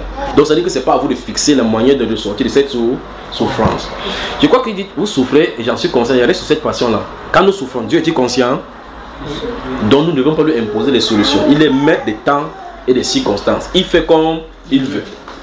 C'est pour ça que vous voyez, quand vous entendez quelqu'un chanter, vous entendez faire quelque chose dans ma vie. Quand les larmes coulent, les larmes de n'importe qui expriment ce qui est dans son cœur. Tu peux dire, oh, fais quelque chose dans ma vie. Et puis, cette soif d'adoration du Seigneur qui est mort pour toi vient sur ton cœur et tu pleures. Mais l'autre personne, pendant qu'elle est là, si on met le film de sa tête dans notre télévision, on projette ça comme ça là, tu vas voir comment elle pense à sa voisine. Que Seigneur, fais que j'ai aussi des enfants, beaucoup mon voisin, pour ça que moi, mes choses des enfants. Seigneur, j'ai rêvé la dernière fois que j'ai une voiture. Donne-moi cette voiture pour que les gens cessent de moquer de moi. Donc les larmes de n'importe qui expriment ce qui est dans son cœur. Mais personne ne connaît. Dieu est au courant. C'est lui qui discerne les pensées. C'est lui qui sonde les reins et les cœurs. Mais il fait toutes choses bonnes en son temps. Il donne à qui il veut, comme il veut. La Bible déclare qu'il fait sortir les gens du fumier. Il les fait asseoir avec les grands de son peuple. Il dit de la pauvreté, il retire le pauvre. Donc il peut retirer quelqu'un de la pauvreté. Dans Proverbe, il dit clairement que celui qui se moque du pauvre outrage celui qui l'a fait. Donc on dit que c'est Dieu qui a fait le pauvre. Donc il a fait, il attend à ce qu'on lui fasse une compassion. Donc si tu te moques de lui, tu outrages Diy. Amen. Alors c'est bon là nettement. Verset chapitre 3 de Malachie, verset 13 à 18. Suivons ici et suivons les gens qui sont des cultes à Rabat. On va le voir. On parle de Rabat ici. On va voir ce qu'il nous dit là-bas. Vous savez ça non? Hein, ma soeur là? Vous allez voir qu'on parle de l'église des rabbins ici. On va suivre ce que, quand les gens ont fini, le pasteur a fini de prêcher, ce que Dieu en dit. Allons-y, frère, verset 13. Vos paroles sont rudes contre moi, dit l'Éternel. Et vous dites, qu'avons-nous dit contre toi? Vous avez dit, c'est en vain que l'on sert Dieu. Vous entendez, non? Donc, ils sont de culte, ils vont parler de paroles rudes contre Dieu. Et Dieu dit, le simple fait qu'il dit que c'est en vain qu'on sert Dieu, c'est une parole rude. Donc, c'est trop fort. Allons-y. Qu'avons-nous gagné à observer ces préceptes et à marcher avec tristesse à cause de l'Éternel des armées? Donc en disant ça, c'est très fort en haut. Dieu dit que vos paroles sont très rudes. Or, ceux qui sont du culte disent que nous avons observé, c'est vrai, nous prions, nous chantons. Mais et nous marchons toujours avec tristesse. Parce qu'ils se tournent là-bas, ils n'aiment pas d'abord quelque chose à manger à la maison. Continue, frère. Maintenant, nous estimons heureux les hautains. Donc voilà nos voisins là-bas. Ils prient Allah chaque fois. Ils parlent de marcher, ils ont de la nourriture. Et peut-être ils sont avec faux Dieu. Nous servons le vrai Dieu. Continuons, frère. Oui, les méchants prospèrent. Voilà encore ça. Oui, ils tentent Dieu et ils échappent. Voilà. Entre ils pointent les yeux, ils disent que je m'en fous de ton Dieu là. Il part là-bas, il réussit. Allons-y, frère. Alors ceux qui craignent l'Éternel se parlèrent l'un à l'autre. L'Éternel fut attentif et il écouta. Arrêtons de là-bas et commentons. Donc ça veut dire que ce n'est pas une personne qui parlait seule. Dans l'église, ils avaient posé des questions pourquoi. Ils ont observé que tous sont pauvres. Après, ils rentraient du culte. Une soeur parlait à une autre soeur. Il tombe, tu vois pourquoi ici arabe c'est fort. C'est tout le truc. On souffre. Regarde celui qui vient de passer là. C'est notre voisin. Il ne prie pas. Il ne jeûne pas. Il va à la mosquée. Il sort avec les femmes là-bas. Mais il réussit. La Bible déclare Dieu fut attentif à ce qu'il disait. Donc, depuis le lieu de culte, tout ce qui se passait, Dieu était attentif. Ça pose problème. Ça se pose donc, Dieu commence à dire que vos paroles sont rudes contre moi. Ça veut dire que Dieu prête attention à tout ce qui sort de la bouche de ses enfants. Vous venez le matin, vous saluez une soeur. Vous dites, ma soeur, bonjour. Avant d'été de point, ils font d'abord. Tu comprends qu'il y a des problèmes. La soeur, ça va. Ah, Jésus est sur le trône. Si ça ne va pas, Jésus n'est pas sur le trône. Vous comprenez que Jésus est sur le trône, ça veut dire que, ah, il règne. On ne demande pas qui règne. On dit, ça va. Tu entends d'abord. La longueur de son, c'est la durée de son problème. Parce que la personne est dépassée par les événements. Mais comme il ne peut pas dire que Dieu est menteur, il dit aussi que c'est pour ça que vous voyez beaucoup de personnes à un moment donné en réalité font de la religion mais ne croient pas véritablement que Dieu existe. Parce qu'en réalité ils avaient mis la croyance et associé ça avec le matériel. Or la croyance concerne la foi pour la personne qui est dans l'invisible. Et on associe à celui-là donc chaque fois le matériel parce qu'on veut servir Dieu parce qu'on attend telle chose. Quand ces choses n'arrivent pas parce que Dieu veut qu'on défocalise notre foi là-bas et on croit en lui totalement. Que s'il donne ou qu'il ne donne pas, ça n'empêche pas qu'il est ce qu'il dit qu'il est. Vous voyez cela, n'est-ce pas? Donc le Seigneur Jésus, il est Seigneur. Il n'a pas dit je suis Seigneur parce qu'il va vous donner la voiture. Maintenant un jour si tu te révèles que la voiture là, il te donne, tu vas faire la seconde coupe tes pieds. Tu dis, ah, ne donne pas. Tu vas passer le temps en disant Seigneur, je te remercie, ne m'a pas donné la voiture. Pas vrai? Mais comme il ne veut pas, il ne te donne pas. Il reste tranquille. On murmure contre lui. Il donne, on murmure. Il ne donne pas, on murmure. Donc la Bible déclare que l'Éternel fut attentif à leurs paroles. Il dit, vos paroles sont rudes contre moi. Il dit pourquoi? Parce qu'ils disent, nous estimons heureux les méchants. Oui, ils tentent Dieu, ils prospèrent. Il dit, ces paroles-là sont rudes. À quoi nous a servi de servir le Seigneur? Et nous servons Dieu, nous servons à la tristesse. On dit, ma soeur, et tu ne parles pas autrement. On dit que celui qui est dans la joie applaudit. Comme tout le monde applaudit, tu applaudis aussi. Mais dans ton cœur, tu te poses la question pourquoi? Quand ça ne va pas, exprime-toi devant Dieu. Va comme Anne devant le Seigneur. Tu t'assois là-bas. Les gens ont prié dans l'église de Anne. Dans 1 Samuel chapitre 2. Chacun a prié les parties. Anne est restée là-bas. Le pasteur a attendu qu'il sorte pour faire l'église fatiguée. Elle ne sort pas. Parce qu'elle veut régler son problème avec Dieu. Élie est resté là, il dit, je vais vers elle, femme là, tu as bu l'alcool là depuis le matin, qu'il passe le il dit non. Ta servante n'est pas une femme pervertie. Je n'ai pas bu d'alcool. Je déverse mon âme devant Dieu. Elle est sortie là-bas, la Bible dit que ton visage ne fut plus le même. Son visage ne fut plus le même. Parce qu'elle a compris que son problème c'est Dieu qui va régler. Et elle est allée à Dieu de la bonne façon. La Bible déclare dans Jacques chapitre 1. Vous êtes là, vous me suivez? Voilà. La Bible déclare dans Jacques chapitre 5. Quelqu'un est-il dans la souffrance? C'est simple, voilà la solution. Quelqu'un est-il dans la souffrance? On n'a pas dit quelqu'un est-il dans la souffrance qu'il doute. On n'a pas dit qu'il doute, on dit qu'il prie. Mais quand tu es dans la souffrance, il y a un style de prière, il faut tenter. Il y a des gens qui font jusqu'à dire montre le petit doigt à Dieu. Si tu ne donnes pas, c'est la dernière fois que je prie. Je vais aller pécher et tu vas pécher. Ça change quoi sur lui? Le jour où tu reviens, quand tu finis encore, tu as honte de toi, mais tu dis Seigneur, pardonne-moi parce que je suis un insensé. Avant de revenir maintenant sur la même situation. Amen. Que Dieu vous bénisse. Moi, il pose la question donc, pourquoi? Pourquoi donc nous ne parvenons pas à comprendre que nos questions du pourquoi doivent remettre la souveraineté de Dieu dans nos vies pour qu'il contrôle tous nos questionnements. Toutes nos questions pourquoi? Parce qu'en réalité, l'être humain n'a pas la réponse du pourquoi. Sur quelque domaine que ce soit. En voulant expliquer n'importe quelle question de pourquoi, tu te places à la place du Créateur. Il y a des choses qui sont de notre domaine, des choses qui sont de son domaine. Pourquoi j'ai telle ou telle difficulté? Cette question-là, pose-la à Dieu. Seigneur, y a-t-il quelque chose qui me repose? S'il n'y a rien, je dis Seigneur, merci. Jésus-Christ est Seigneur. Et si Jésus-Christ est Seigneur, il est Seigneur dans les bons et dans les mauvais moments. Ce n'est pas parce que nous traversons les mauvais moments que ça l'empêche d'être Seigneur. Ce n'est pas parce que nous traversons dans les mauvais moments et que nous prions et que la tempête ne fait qu'augmenter, qui montre qu'il n'est pas avec nous. Sur la terre, il a présenté à ses disciples avec lui dans le bateau. Traversant le bateau, l'eau entrait le bateau, la tempête chaboulait le bateau, il était calme dans le bateau. Vous pensez qu'il ne savait pas que ça arrivait? Il était aussi là, il dormait pour tester jusqu'à quel niveau il va aller. Ils ont sorti l'eau, quand ils sortent 5 litres, 15 litres entre, ils sortent 20, 30 entre. Ils ont compris que là, ce n'est plus le domaine humain.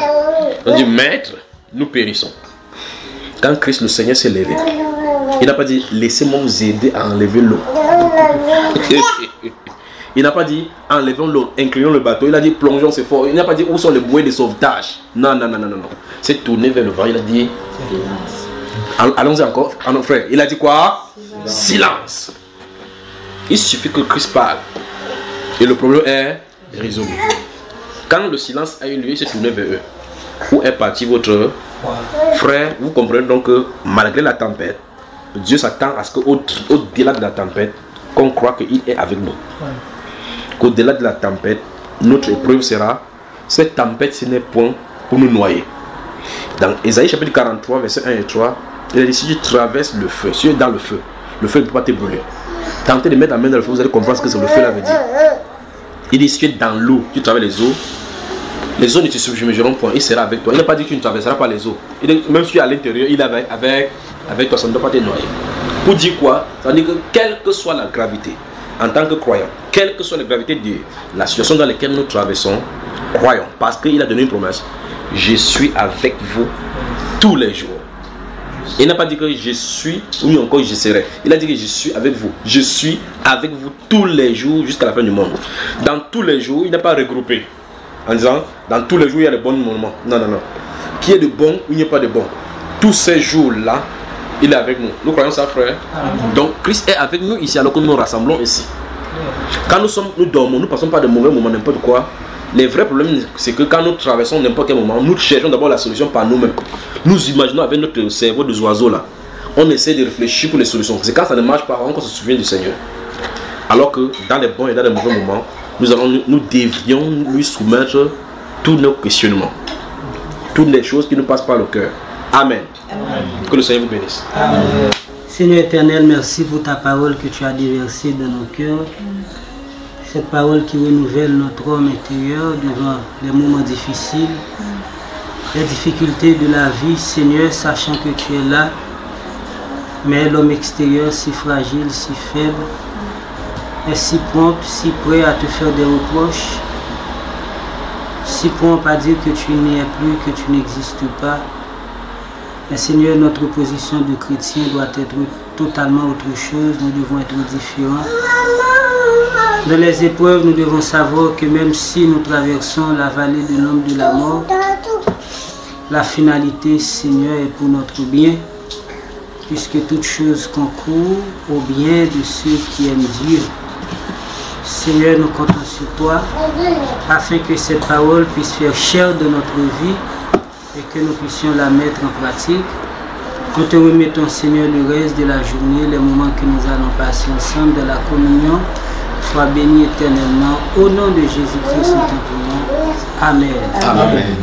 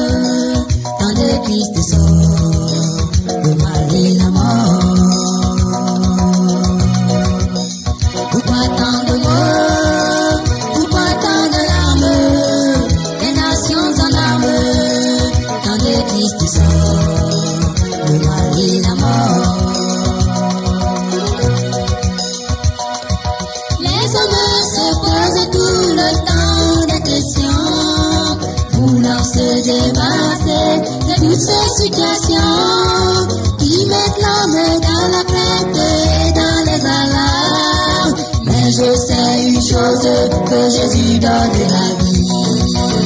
Pourquoi tant de mots?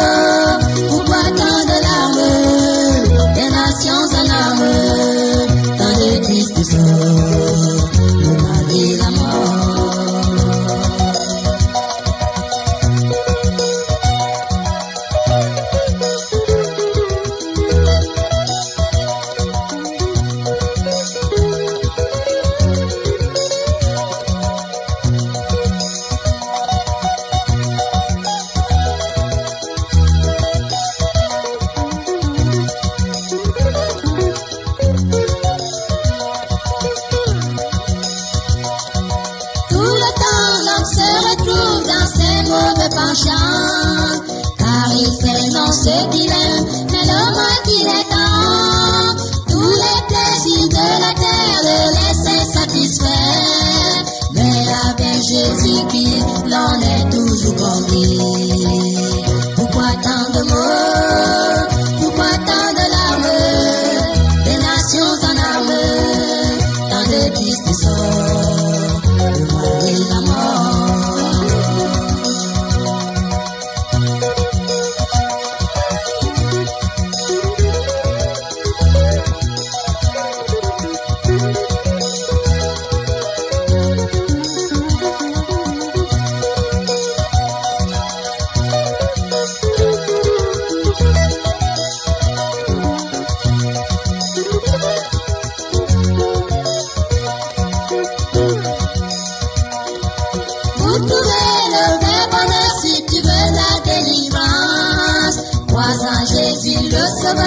Qui séchera tes larmes, tu ne plaindras plus la mort, avec lui tu seras fort, tu auras la victoire sur tous tes mauvais penchants.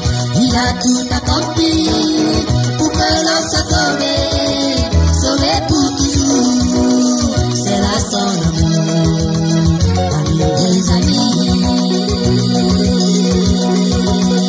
Il a tout accompli